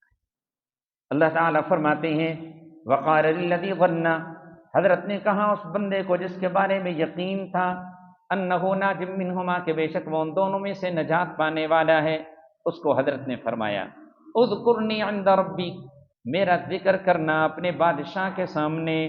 لیکن ہوا یہ جس وقت یہاں سے گیا تو بادشاہ کی خدمت میں لگ گیا، شیطان نے بادشاہ کے سامنے حضرت یوسف علیہ السلام کا تذکرہ کرنا اس کو بھلوا دیا۔ کافی وقت یوں ہی گزر گیا، حضرت یوسف علیہ السلام مزید کچھ وقت جیل کے اندر رہے۔ اللہ فرماتے ہیں فانساہ الشیطان، بھلوا دیا اس بندے کو شیطان نے، ذکر ربہ، اے ذکر یوسف عند ربہ، یوسف علیہ السلام کا ذکر کرنا اس کے بادشاہ کے سامنے۔ فلبث فی السجن، حضرت رہے جیل میں، بضع سنین، چند سال، مزید کچھ اور سال حضرت نے جیل میں گزارے۔ جیل میں حضرت نے کل کتنا وقت گزارا اس کے بارے میں قرآن نے بھی کوئی وضاحت نہیں کی، احادیث مبارکہ میں نبی علیہ السلام نے بھی کوئی وضاحت نہیں کی۔ ایک مدت تک حضرت جیل میں رہے۔ اب ہموما اب ہمہ اللہ، جس چیز کو اللہ نے پوشیدہ رکھا ہے اسے تم بھی پوشیدہ رکھو۔ اس کے بعد اگلی آیات مبارکہ میں جی ایک اور خواب کا ذکر آ رہا ہے۔ حضرت مزید بھی کچھ سال حضرت نے جیل میں گزارے۔ یہاں بضع کا لفظ بولا گیا، یہ بضع کا لفظ عربی میں 3 سے 9 سال تک کے لیے بولا جاتا ہے۔ تو حضرت نے 3 سال گزارے یا کچھ زائد وقت گزارا، یہ جیل میں حضرت نے اس کے بعد پھر وقت گزارا۔ ہوا یہ کہ اس وقت کا جو بادشاہ تھا، اس بادشاہ کو ایک خواب آیا۔ تو اس بادشاہ کے یہ 2 بندے تھے نا خدمتگار جو جیل میں آئے تھے، اسی بادشاہ کو، اس بادشاہ کا نام کیا بتایا جی؟ رجیان، رجیان بن ولید۔ اس بادشاہ کو ایک خواب آیا، اس نے خواب میں 2 چیزیں دیکھی۔ نمبر 1، 7 گائے ہیں جو دبلی پتلی کمزور سی ہیں، اور دوسری 7 گائے ہیں جو موٹی تازی ہیں۔ وہ کمزور گائے ان موٹی گایوں کو کھا رہی ہیں جی۔ نمبر 2 قسم کے خوشے ہیں، 7 خوشے ہیں جو سرسبز ہیں، اور 7 خوشے ہیں جو بالکل خشک ہیں۔ وہ جو خشک خوشے ہیں وہ لپٹ گئے ہیں ان سبز خوشوں پر اور ان کو بھی ختم کر دیا ہے۔ اب صبح کو اٹھا تو یہ اپنے خواب کے حوالے سے بڑا فکر مند تھا کہ میرے اس خواب کی تعبیر کیا ہے۔ جب اپنے سارے درباری اکٹھے ہوئے نا، وزیر، وزراء، امیر لوگ، تو ان کے سامنے اپنا خواب بیان کرتا ہے، مجھے یہ خواب آیا ہے، تم میں سے اگر کوئی خواب کی تعبیر جانتا ہے تو مجھے اس کی تعبیر بتا دو۔ اب ان لوگوں نے جواب میں 2 باتیں کی۔ پہلے نمبر پہ کہنے لگے کہ یہ پراگندہ خیالات ہیں، یہ خواب قابل تعبیر نہیں۔ کیا کہا؟ یہ خواب قابل تعبیر، کہیں دن کو چلتے ہوئے کسی چراگاہ میں دیکھا ہوگا، کچھ کمزور گائے ہوں گی اور کچھ دبلی موٹی تازی گائے، کچھ سبزی کھیت ہوگا، کچھ سبز ہوگا، کوئی خشک ہوگا، بس وہی آپ کو خواب کے اندر چیزیں بدل کے نظر آنے لگی۔ حقیقت میں یہ خواب قابل تعبیر ہے ہی نہیں۔ دوسرے نمبر پہ کہنے لگے ہم امور سلطنت کے ماہر ہیں، ہم خواب کی تعبیر نہیں جانتے۔ اصل بات کر دی، ہم امور سلطنت کے ماہر ہیں، حکومت سے متعلق کوئی کام ہے تو وہ ہمیں بتائیں، وہ ہم کرتے ہیں اور کریں گے۔ خواب کی تعبیر کسی اور سے پوچھیں، کسی بزرگ سے پوچھیں، ہمیں خواب کی تعبیر کا کوئی پتہ نہیں ہے جی۔ اب وہ بندہ جو رہا ہو کے آیا تھا، اسے حضرت یوسف علیہ السلام فوراً یاد آ گئے کہ ہمیں ایک خواب آیا تھا، ہم نے تعبیر پوچھی تھی ایک بندے سے، اس نے ہمیں خواب میں تعبیر بتائی تھی، بڑا نیک بندہ تھا۔ اب یہ کہنے لگا حضرت آپ مجھے سرکاری ایک خط دے دیں، سرکاری آپ لیٹر مجھے دے دیں، میں جاتا ہوں اس بندے کے پاس، اس سے خواب کی تعبیر پوچھ کے آتا ہوں۔ چنانچہ اس کو سرکاری لیٹر مل گیا، اجازت ملی، یہ جیل میں گیا، حضرت یوسف علیہ السلام سے جا کے اس نے خواب کی تعبیر پوچھی۔ ان باتوں کا ذکر آ رہا ہے، ترجمہ کرتے ہیں۔ یہ دوسرا خواب ہے جی۔ وقال الملک، اور کہا بادشاہ نے، انی ارا، بے شک میں خواب میں دیکھتا ہوں، سبع بقرات، 7 گائے، سمان، موٹی، یاکلن، سبع عجاف، یاکلہن، ان کو کھا رہی ہیں، سبع عجاف، 7 گائے کمزور، وسبع سنبلات، اور 7 خوشے ہیں، خضر سبز، واخر یابسات، اور دوسرے 7 خوشے ہیں یابسات خشک، اور وہ خشک خوشے سبز خوشوں پر لپٹ گئے اور ان کو بھی ختم کر دیا۔ یا ایھا الملأ، اے سردارو، اے مصر کے عقل مند لوگو، افتونی فی رؤیایا، تعبیر دو تم مجھے میرے خواب کی، ان کنتم للرؤیا تعبرون، اگر تم خواب کی تعبیر دے سکتے ہو تو میرے اس خواب کی تعبیر مجھے بتاؤ۔ قالو، کہا انہوں نے، جواب میں کتنی باتیں کی انہوں نے؟ 2 باتیں، ٹھیک ہے جی، بس صرف آپ کو ہوشیار کرنے کے لیے پوچھا ہے۔ جواب میں کتنی باتیں کی انہوں نے؟ 2۔ پہلے نمبر پہ کیا کہا؟ پراگندہ خیالات ہیں، یہ خواب قابل تعبیر ہے ہی نہیں۔ قالو، کہا انہوں نے، اضغاث احلام، خیالی خواب ہے۔ نمبر 2، وما نحن بتعبیر الاحلام بعالمین، اور نہیں ہیں ہم خواب کی تعبیر کو بعالمین، جاننے والے، خوابوں کی تعبیر کا ہمیں علم نہیں، ہم امور سلطنت کے ماہر ہیں۔ وقال الذی نجا منہما، اور کہا اس بندے نے جس نے نجات پائی تھی ان دونوں میں سے، وادکر بعد امت، اور اس کو یاد آئی یوسف علیہ السلام کی وصیت، اس نے یاد کیا یوسف علیہ السلام کی وصیت کو، بعد امت، ایک مدت کے بعد۔ کیا کہا اس نے؟ انا انبئکم بتأویلہ، میں تمہیں تعبیر دیتا ہوں، میں تمہیں خبر دیتا ہوں اس کی تعبیر کی، فارسلون، پس تم مجھے بھیج دو۔ یہاں پہ اس نے نام نہیں بتایا کہ میں نے کون سے بندے کے پاس جانا ہے، یہ چاہتا تھا مجھے ہی بھیجا جائے، کہیں ایسا نہ ہو کہ میں نام بتا دوں پھر بادشاہ سلامت کسی اور کو بھیج دے، اور وہ یوسف صدیق مخلص آدمی ہے، سچا آدمی ہے، اس نے خواب کی تعبیر صحیح بتا دینی ہے۔ بادشاہ کو پتہ چلا تو بادشاہ ہو سکتا ہے اس بندے کو اپنے پاس بلوائے، اگر وہ آ گئے تو میں ان کے سامنے جب جاؤں گا تو کس منہ سے جاؤں گا؟ وہ کہیں کہ میں نے کیا کہا تھا، اور یہاں تو آیا تو بالکل مجھے بھول گیا، میں تو پھر بھی رہا ہو کے آ گیا ہوں نا۔ اس لیے یہ چاہتا تھا کہ مجھے ہی بھیجا جائے، نام نہیں بتایا کہ کس کے پاس مجھے بھیجیں گی۔ خیر سرکاری لیٹر ملا اور یہ حضرت یوسف علیہ السلام کے پاس جا پہنچا۔ جاتی ہی کہنے لگا، اوے سچے یوسف، ایک خواب کی تعبیر دے دیں۔ بادشاہ کے سامنے پہلے پورا خواب اس نے، حضرت یوسف علیہ السلام نے بادشاہ کا، کس نے جی؟ اس بندے نے جا کے حضرت کے سامنے پورا خواب وہ ذکر کیا۔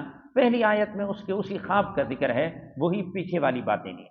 کہا یوسف ایھا الصدیق، اے یوسف، اے سچے بندے، ایھا الصدیق کا لفظ بولا، یہ اس بات کی دلیل ہے کہ ساقی نے حضرت یوسف علیہ السلام کو ہر معاملے میں سچا پایا تھا، گفتار کے اعتبار سے، کردار کے اعتبار سے، اخلاق کے اعتبار سے، عقیدے اور عمل کے اعتبار سے، ہر اعتبار سے حضرت یوسف کو سچا پایا تھا، اس لیے ایھا الصدیق کے لقب کے ساتھ یاد کر رہا ہے۔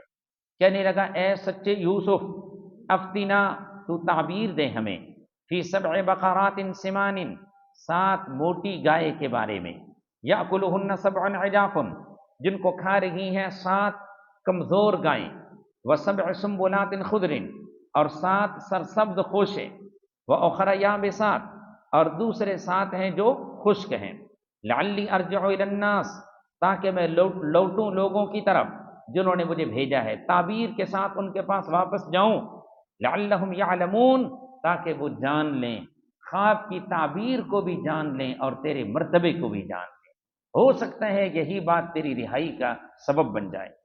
اب حضرت یوسف علیہ السلام نے خواب کی تعبیر بتائی، لیکن قربان جاؤں حضرت یوسف علیہ السلام کے اخلاق پر، کوئی اور ہوتا نا اور یوں اتنی مدت کے بعد اپنی کسی غرض کے لیے آ جاتا اور آ کے پھر یوں تعبیر پوچھتا، تو وہ کہتا اپنی ضرورت پڑ گئی ہے تو میرے پاس آ گئے، ادھر سے میں نے تجھے کیا کہہ کے بھیجا تھا۔ حضرت یوسف علیہ السلام نے کسی قسم کی کوئی ملامت نہیں کی، کوئی ذرہ بھر حضرت نے تنبیہ نہیں کی، اعلیٰ اخلاق کا مظاہرہ کرتے ہوئے حضرت نے فوراً اس کو خواب کی تعبیر بتا دی، آگے سے حضرت نے کوئی بات نہیں کی۔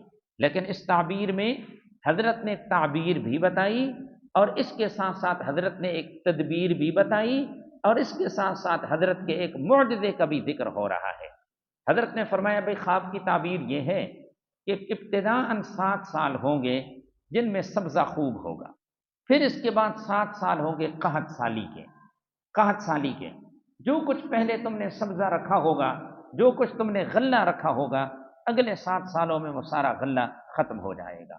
بس خواب کی تعبیر صرف اتنی ہی تھی کہ پہلے 7 سال ہوں گے خوب غلہ ہوگا اس میں، اس کے بعد اگلے 7 سال ہوں گے وہ قحط سالی کے، جو کچھ پہلے سے رکھا ہوگا غلہ وہ سب کچھ ختم ہو جائے گا۔ لیکن اس کے ساتھ ساتھ حضرت نے غلے کو محفوظ رکھنے کی پوری تدبیر بھی بتائی۔ یہ پیغمبر یوسف علیہ السلام کا کمال تھا اور یہ عطائے الہی سے حضرت یوسف علیہ السلام مزید باتیں بتا رہے تھے۔ حضرت نے فرمایا بھائی دیکھو، ابتدائی 7 سالوں میں خوب کاشتکاری کرو، جو غلہ تمہیں حاصل ہو اس غلے کی حفاظت کا خاص طور پر خیال رکھنا، اور اس کا طریقہ یہ ہے کہ اس کو خوشوں سے نہ نکالا جائے، خوشوں سے اگر نکال کے رکھو گے تو غلہ اتنے لمبے وقت تک محفوظ نہیں رہتا، اس کو کیڑا لگ جاتا ہے، غلہ خراب ہو جاتا ہے، اس لیے خوشوں کے اندر ہی اسے محفوظ رکھنا ہے، جتنا ضرورت ہے خوراک کے لیے بس اتنا غلہ صاف کر لیا جائے اور باقی اسی طرح پڑا رہے۔ حضرت نے یہ مزید کیا بتا دیا تعبیر کے ساتھ ہو تدبیر، مزید کچھ باتوں کا ذکر ساتھ ساتھ آ رہا ہے۔ حضرت نے فرمایا تزرعون 7 سنین دأبا، تم کھیتی باڑی کرو 7 سال لگاتار، یہ خبر ہے لیکن امر کے معنی میں، کھیتی باڑی کرو 7 سال لگاتار۔ اچھا، قحط کا اثر کس پر پڑتا ہے؟ کھیت پر اور جانوروں پر، یہی بات ہے نا، قحط کا اثر انسانوں پر بھی پڑتا ہے لیکن ابتداءً اس کا اثر کس پر پڑا؟ کھیت پر، زمین کی پیداوار پر اور جانوروں پر، اس لیے بادشاہ کو خواب میں یہ دونوں چیزیں دکھائی گئی تھیں، کھیت بھی دکھائے گئے تھے اور جانور بھی دکھائے گئے تھے۔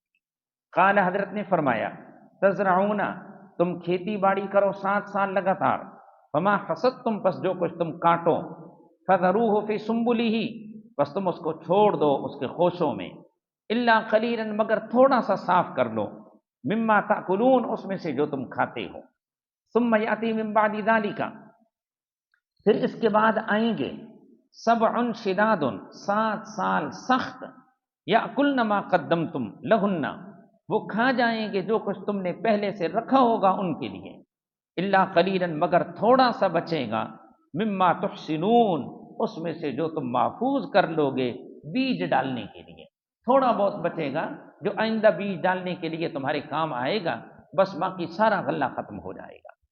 ثم یاتی، مزید حضرت کا معجزہ، وحی کے ذریعے آپ کو یہ بھی بتایا گیا کہ ان 14 سالوں کے بعد جو 15واں سال آئے گا تو اس میں پھر خوب بارشیں ہوں گی، زمین کی پیداوار بھی خوب ہوگی، باغات میں پھل بھی خوب لگیں گے اور لوگ خوب نچوڑ کے ان کا رس اور جوس پئیں گے۔ فرمایا ثم یاتی من بعد ذلک، پھر اس کے بعد آئے گا عام، ایک سال، فیہ یغاث الناس، اس میں بارش برسائے جائیں گے لوگ، کثرت سے بارشیں ہوں گی، وفیہ یعصرون، اور اس میں لوگ نچوڑیں گے انگوروں کو کثرت کے ساتھ ہی۔ عصیر کا معنی ہے انگور کا وہ جوس، انگور سے جوس نکالنا، اسی طرح سرسوں کا تیل نکالا جاتا ہے، زیتون کا تیل نکالا جاتا ہے، یہ مختلف چیزوں کا جو رس ہے لوگ وہ نکالیں گے، بارشیں کثرت سے ہوں گی، زمین کی پیداوار بھی کثرت سے ہوگی۔ اب اس بندے نے یہ تعبیر ساری سنی، تدبیر بھی سنی، اور یہ اگلی بات بھی سنی، یہ ساری باتیں لے کر یہ جا پہنچا بادشاہ کے سامنے، اور یہ ساری باتیں جب ذکر کی تو بادشاہ کہنے لگا کہ یار اتنا فہم و فراست والا اور اتنا کمال کا بندہ یہ ہماری جیل میں پڑا ہوا ہے، ایسے بندے کو تو میرے پاس ہونا چاہیے، فوراً جا اس کو بلا کے لیا۔ اب وہ آیا حضرت یوسف علیہ السلام کو بلانے کے لیے۔ حضرت یوسف علیہ السلام فرمانے لگے نہ میاں میں یوں نہیں جاتا۔ اس نے کہا جی بادشاہ آپ کو بلا رہے ہیں، نہ میں نے یوں نہیں جانا۔ اللہ کے پیغمبر حضرت یوسف علیہ السلام کی یہ اعلیٰ درجے کی استقامت ہے۔ بخاری شریف کی حدیث ہے، رسول اللہ صلی اللہ علیہ وسلم نے فرمایا لو لبثت فی السجن ما لبث یوسف، اگر میں اتنا عرصہ جیل میں رہتا جتنا عرصہ حضرت یوسف علیہ السلام جیل میں رہے، لعجبت الداعی، یوں مجھے کوئی بلانے کے لیے آتا تو میں فوراً اس کی بات کو قبول کر کے چلا جاتا۔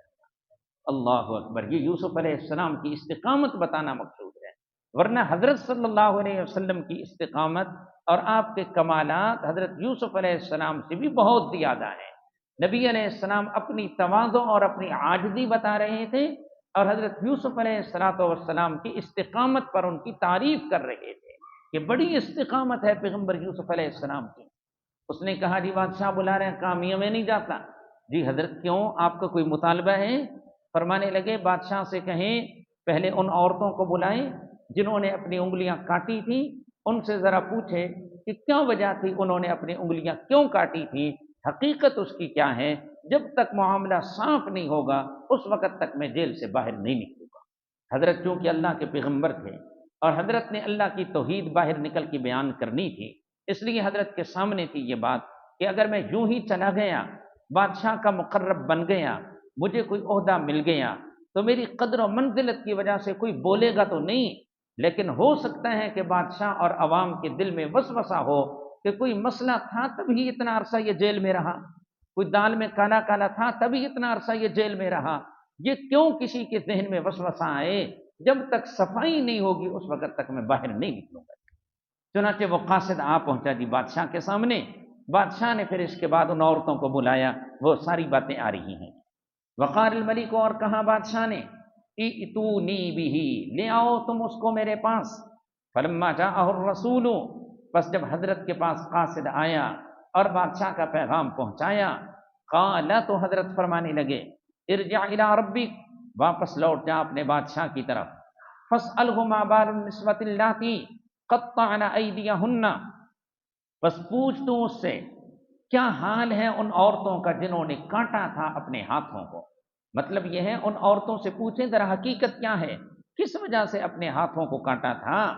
جب تک میرا بے قصور ہونا ثابت نہیں ہوگا اس وقت تک میں باہر نہیں نکلوں گا۔ بھئی دیکھیں یہ عورتیں جو ہیں یہ اس واقعے میں گواہ تھیں، اور گواہ سے بعض پرس کرنا یہ ضروری ہوتا ہے، اس لیے حضرت نے فرمایا ان عورتوں سے ذرا پوچھو۔ اللہ اکبر، ان ربی بکیدہن علیم، فرماتے ہیں بے شک میرا رب ان عورتوں کے مکر و فریب کو جاننے والا ہے، مگر میں یہ چاہتا ہوں کہ لوگوں کے سامنے بھی بات کھل جائے کہ ساری مکاری عورتوں کی تھی، میرا اس میں ذرہ بھر کوئی قصور نہیں۔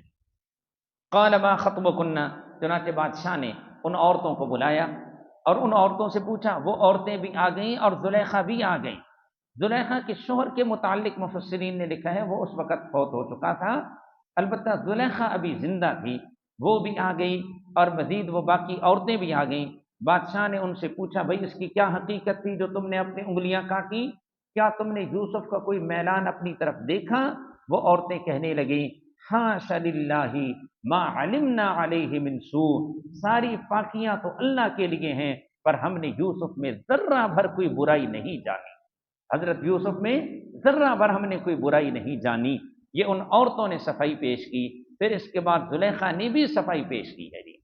قال، بادشاہ نے کہا ما خطبکن، تمہارا حال کیا ہے، اذ راوتن یوسف، تمہاری حقیقت کیا ہے جب تم نے پھسلایا یوسف کو، عن نفسہ، اس کے نفس کے بارے میں۔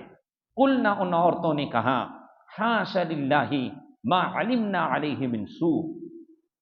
یہ دو پرچوں کا نتیجہ آ رہا ہے جی۔ حضرت کے لیے بڑا مشکل پرچہ تھا جب زلیخا حضرت کے پیچھے لگ گئی، پیچھے پڑی ہیں جی پرچے کی سختیاں کہ حضرت جوان بھی تھے اور شادی شدہ بھی نہیں تھے وغیرہ ذالک، پڑی ہے نا۔ ایک زلیخا پیچھے لگ گئی تھی، پرچہ بڑا مشکل تھا، دوسرے نمبر پہ پھر باقی عورتیں بھی حضرت کے پیچھے لگ گئیں، یہ پرچہ اور زیادہ دشوار ہو گیا۔ عورتیں جو پیچھے لگی تھیں، اس امتحان کا نتیجہ کیا نکلا؟ یہ پہلے آ رہا ہے۔ قلنا، وہ عورتیں کہنے لگیں، حاشا للہ، ہر عیب سے پاک تو صرف اللہ ہے، ما علمنا علیہ من سوء، پر نہیں معلوم کی ہم نے یوسف صدیق پر کوئی برائی، ذرہ بھر ہم نے اس کے بارے میں کوئی برائی نہیں دیکھی، کوئی عیب نہیں جانا۔ یہ ان عورتوں کی جانب سے صفائی پیش ہو گئی تھی۔ اب زلیخا کے بارے میں، قالت امرات العزیز، کہا عزیز مصر کی بیوی نے، یہ بھی وہاں پر موجود تھی، کہنے لگی الآن حصحص الحق، اب ظاہر ہو چکی ہے حق بات، اب چھپانا تو بیکار ہے، بڑا وقت گزر چکا ہے۔ انا راودتہ عن نفسہ، میں نے یوسف کو پھسلایا تھا اس کے نفس کے بارے میں کوششوں میں لگی رہی، وَإِنَّهُ لَمِنَ الصَّادِقِينَ، اور بے شک وہ البتہ سچوں میں سے ہے۔ کس بات میں؟ وہ جو دروازے سے باہر نکلے تھے اور زلیخا نے کہہ دیا تھا جو آپ کے گھر والوں کے ساتھ برائی کا ارادہ کرے اس کی سزا یہی ہے کہ اسے جیل میں ڈالا جائے یا اسے سخت سزا دی جائے، تو جواب میں حضرت یوسف علیہ السلام نے کہا تھا ہی راودتنی عن نفسی، میرا قصور نہیں ہے بلکہ یہ مجھے پھسلانا چاہتی تھی۔ اس وقت زلیخا نے نہیں مانا تھا، لیکن آج کہتی ہے یوسف سچے تھے جو انہوں نے ہی راودتنی عن نفسی کہا تھا، وَإِنَّهُ لَمِنَ الصَّادِقِينَ ذَلِكَ لِيَعْلَمَ أَنِّي لَمْ أَخُنْهُ بِالْغَيْبِ، یہ حضرت یوسف علیہ السلام کا بول ہے۔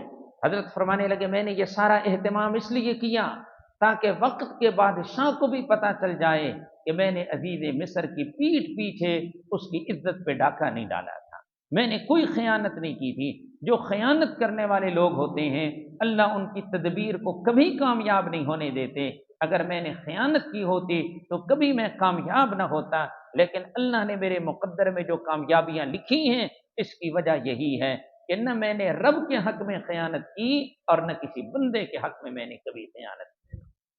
ذالک لیعلم، فرمانے لگے یہ سارا اہتمام میں نے اس لیے کیا، لیعلم تاکہ بادشاہ جان لے، انی لم اخنہ بالغیب، کہ میں نے عزیز مصر کی خیانت نہیں کی پیٹھ پیچھے، وان اللہ لا یہدی کید الخائنین، اور بے شک اللہ تعالیٰ کامیاب نہیں کرتے، چلنے نہیں دیتے خیانت کرنے والوں کے مکر و فریب کو۔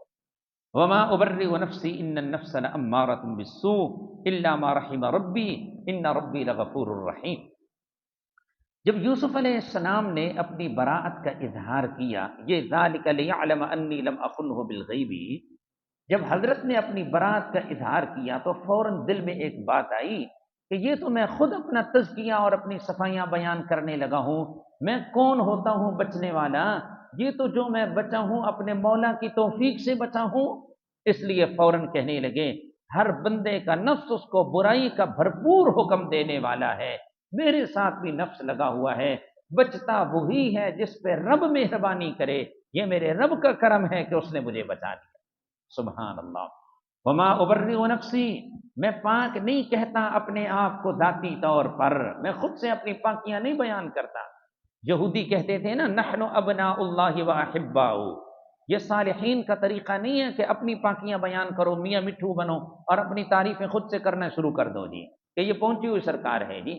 یہ مختلف شعبدہ بازیاں دکھاتے ہیں نا، اور پھر کوئی کہے کہ یہ کیا ڈرامے لگائے ہیں، کہتے ہیں اللہ کے ولیوں کے ہاتھ پر یہ اس قسم کی کرامتیں ظاہر ہوتی ہیں نا، خود ہی ولی بنا بیٹھا ہے اور مختلف شعبدوں کو کرامتیں کہہ رہا ہے، خود سے اپنی تعریفوں میں لگا ہے۔ یہ انبیاء علیہم السلام کا شیوا بھی نہیں ہے اور یہ صالحین کا طریقہ بھی نہیں ہے۔ یہود کے متعلق قرآن نے بتایا، وہ کہا کرتے تھے نحن ابناء اللہ واحباؤ، ہم اللہ کے بیٹے ہیں، ہم اللہ کے بڑے چہیتے ہیں، ہم اللہ کے بڑے محبوب ہیں، ہم بڑے پہنچے ہوئے ہیں جی۔ اور کبھی کہتے تھے لن يدخل الجنۃ الا من كان هودا او نصارى، جنت میں صرف وہی جائے گا جو یہودی ہوگا یا جو عیسائی ہوگا۔ وہ اپنی بڑائیوں میں لگے رہتے تھے، مختلف جرائم کرتے نا، کتاب میں تحریف کرتے، اگر کوئی انہیں منع کرتا تو کہتے سیغفر لنا، ہم تو بخشے بخشائے لوگ ہیں جی، بس اللہ نے ہمیں بخش دیا ہے جی، ہم تو نیک لوگ ہیں، نیکوں کی اولاد ہیں۔ یہ مجرمین کا یہ طریقہ ہوتا ہے ایسی باتیں کرنے کا، یہ صلحاء کا طریقہ نہیں ہے، نیک لوگوں کا طریقہ یہ ہے جو پیغمبر یوسف علیہ السلام نے اپنایا۔ سبحان اللہ۔ وما ابرئ نفسی، اور نہیں میں پاک کہتا ذاتی طور پر اپنے آپ کو، ان النفس لامارۃ بالسوء، بے شک نفس تو ہر ایک کا البتہ بہت حکم دینے والا ہے برائی کا، الا ما رحم ربی، ما من کے معنی میں ہے مگر وہ بندہ جس پر رحم کرے میرا رب، پھر اللہ تعالیٰ اس کو بچا لے تو وہی بچتا ہے۔ مطلب یہ ہے جو میں گناہ سے بچا یہ سارا کمال میرے رب کا ہے، اس نے میری مدد فرمائی ہے۔ ان ربی غفور الرحیم، بے شک میرا رب بخشنے والا بہت مہربان ہے۔ اب ہر طرح سے ہر طرف سے حضرت کی صفائی ہو گئی۔ بادشاہ نے پھر اپنا کارندہ بھیجا، جاؤ یار اب تو یوسف کو بلا کے لے آؤ۔ چنانچہ کارندہ پہنچا، اس نے پوری بات حضرت کو بتائی۔ حضرت یوں ان عورتوں نے اعتراف کیا، قصور ہمارا ہے، یوسف صدیق کا کوئی قصور نہیں تھا۔ حضرت آپ آئیں، بادشاہ آپ کو بلا رہے ہیں۔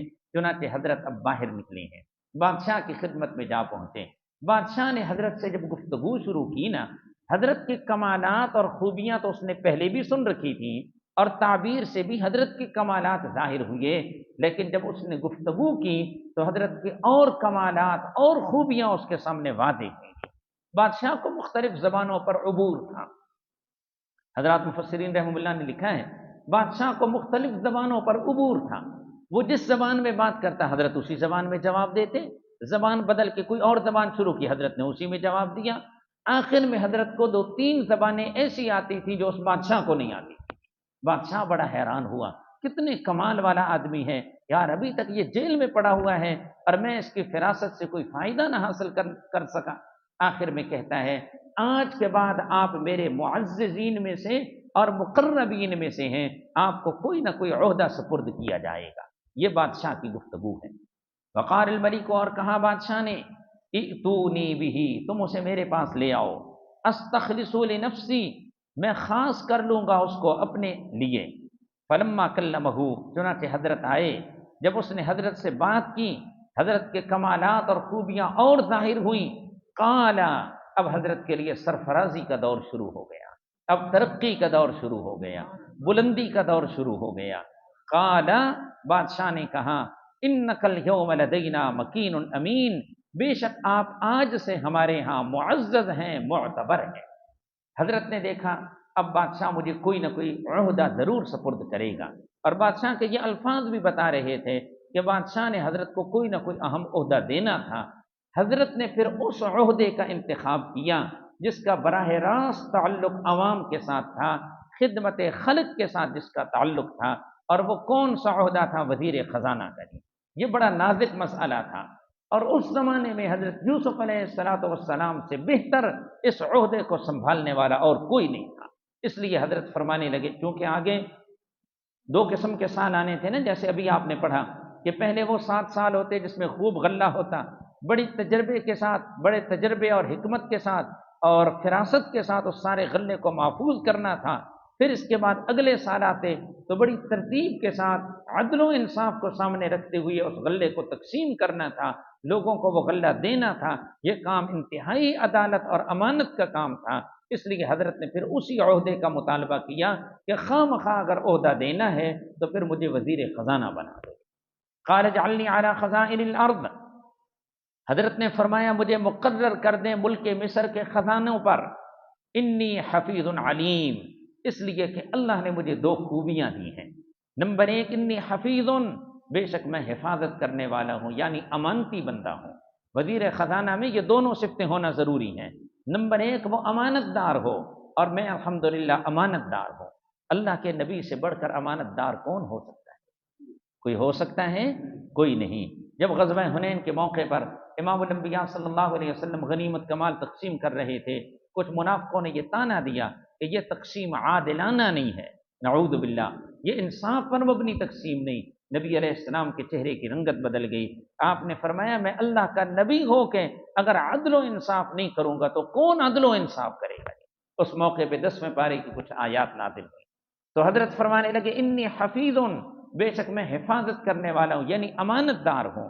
نمبر 2، علیم، جاننے والا ہوں آمد اور نکال کے حساب کو، آمدنی کا حساب کیسے رکھنا ہے، پھر خرچ کیسے کرنا ہے، میں اس طریقے کو احسن انداز میں جاننے والا ہوں۔ سبحان اللہ، یہاں تک اس واقعے کا پہلا حصہ مکمل ہو رہا ہے۔ رب العالمین اگلے جملے میں فرما رہے ہیں یہ وہی یوسف تھا نا کہ جنہیں ان کے بھائیوں نے باپ سے جدا کیا تھا، ان پہ ظلم کرتے ہوئے انہیں کنویں میں ڈالا تھا، پھر ایک قافلے والوں نے نکال تو لیا تھا لیکن انہوں نے ظلم کیا، ظلم کرتے ہوئے انہوں نے جا کے منڈی میں بیچ دیا، پھر عزیز مصر نے خریدا، اگرچہ اچھا برتاؤ اس نے کیا تھا لیکن زلیخا پیچھے پڑ گئی تھی اور میرے یوسف کو بڑا پریشان کیا، پھر یوسف کو جیل میں ڈال دیا، لیکن یہ میں رب کا کمال ہے کہ میں نے حضرت یوسف کو جیل سے بھی نکلوایا اور پھر تخت بادشاہت پر ان کو متمکن کر دیا اور انہیں میں نے عزت عطا فرمائی ہے۔ ایک وقت تھا چند کوٹریوں تک وہ محدود تھے، لیکن پھر میں نے حضرت یوسف کو اتنی عزت دی کہ پورے ملک میں آزادانہ طور پہ وہ جہاں چاہتے گھومتے پھرتے۔ اللہ فرماتے ہیں یہ میرا کمال ہے، یہ ساری عزتیں میں نے حضرت یوسف کو عطا کی۔ سبحان اللہ۔ وَكَذَلِكَ مَكَّنَّا لِيُوسُفَ فِي الْأَرْضِ، اور اسی طرح ہم نے با اختیار بنا دیا حضرت یوسف علیہ السلام کو ملک مصر میں، عزت کی جگہ عنایت کی ہم نے حضرت کو ملک مصر میں۔ یتبوأ منہا، حضرت ٹھکانہ پکڑتے اس ملک میں، حیث یشاء، جہاں چاہتے جدھر چاہتے جا کے رہتے، نصیب برحمتنا من نشاء، ہم پہنچاتے ہیں اپنی دنیاوی رحمت جس کو چاہتے ہیں، دنیا میں آسانیاں دیتے ہیں یا قناعت دیتے ہیں۔ ولا نضيع اجر المحسنین، اور ہم ضائع نہیں کرتے دل سے نیکی کرنے والوں کے اجر کو۔ ولا اجر الآخرہ، اور البتہ آخرت کا اجر، خیر، بدرجہ بہتر ہے۔ کس کا اجر جی؟ آخرت کا جو اجر و ثواب۔ یہ پہلے تو دنیا کی بات کی نا کہ جو نیکوکار ہوتے ہیں دنیا میں بھی ان پر میری کرم نوازیاں ہوتی ہیں، سرفرازیاں ہوتی ہیں، انہیں عزتیں عطا کرتا ہوں، ان کی محنت کو ضائع نہیں کرتا، اور آخرت کا اجر تو بہت بہتر ہے، کروڑہا درجے بہتر ہے۔ لیکن ہے کن لوگوں کے لیے؟ للذین آمنوا وکانوا یتقون، یہ مستحقین اجر کا ذکر کیا جا رہا ہے کہ آخرت کے اجر کے مستحق لوگ کون ہیں؟ نمبر ایک، الذین آمنوا، وہ لوگ جو ایمان لائے۔ الذین آمنوا سے مراد جنہوں نے اپنا عقیدہ صحیح بنا لیا۔ نمبر دو، وکانوا یتقون، اور وہ پرہیزگار بنے رہے، شرک و کفر سے بھی بچیں، دیگر معاصی اور گناہوں سے بھی بچیں۔ اللہ فرماتے ہیں ان کے لیے آخرت کا اجر ہے اور وہ دنیاوی اجر سے بدرجہ بہتر ہے۔ دیکھیے، ایک آخرت کی نعمتیں ہیں اور ایک دنیا کی نعمتیں ہیں۔ آخرت کا جو اجر ہے وہ خاص لوگوں کے لیے ہے، وہ صرف مؤمنین اور متقی لوگوں کے لیے ہے آخرت کا اجر۔ لیکن جہاں تک دنیا کی نعمتیں ہیں یہ تو عام ہے، اللہ تعالیٰ مومنوں کو بھی دے دیتے ہیں، کافروں کو بھی دے دیتے ہیں، لیکن آخرت کا اجر صرف ایمان والوں کے لیے خاص ہے، جن کے لیے اللہ نے آخرت کے اجر کا وعدہ فرمایا ہے، ان کاملین میں اللہ میرا اور آپ کا شمار بھی فرما دے۔ اللہ قیامت کے دن ان کاملین کے ساتھ ہم سب کو جمع فرما دے۔ یہاں تک پیغمبر یوسف علیہ السلام کے اس واقعے کا پہلا حصہ مکمل ہوا، مظلومیت کا دور حضرت کا ختم ہوا، محکومیت کا دور ختم ہوا، اب حضرت حاکم بن گئے ہیں، اب اس کے بعد حاکمیت کا دور آگے سے حضرت کا شروع ہو رہا ہے۔ اچھا ذرا مجھے یہ بتائیں کہ حضرت یوسف علیہ السلام پر یہ جو اتنے حالات آئے ہیں، حضرت پہلے کنویں میں تھے، پھر منڈی میں بکے، پھر اس کے بعد عزیز مصر کے گھر میں، پھر یہاں سے حضرت جیل میں جا پہنچے، پھر جیل میں اتنا وقت گزارا، پھر وہاں سے حضرت تخت بادشاہت پہ بیٹھے، کیا ان سارے حالات کا ان کے ابو حضرت یعقوب علیہ السلام کو علم تھا؟ اپنے بیٹے کی نقل و حرکت کا، ان انقلابات کا کچھ بھی ابو جی کو پتہ نہیں، رو رو کے ان کی آنکھوں کی بینائی ختم ہو چکی تھی، وہ ہر وقت یوسف کو یاد کرتے رہتے تھے، لیکن انہیں نہیں پتا تھا کہ میرا بیٹا کس حال میں ہے۔ اس سے معلوم ہوا کہ پیغمبر یعقوب علیہ السلام عالم الغیب نہیں تھے، تمام غیبوں کو جاننے والا کون ہے؟ اکیلا اللہ ہے۔ یہاں تک سبق بس کرتے ہیں، انشاءاللہ پھر آگے سے سبق چلائیں گے۔ کل جمعہ ہے، چھٹی کریں گے اور ہفتے والے دن سے انشاءاللہ تعالی آگے چلیں گے۔ سبحانک اللہم و بحمدک، لا الہ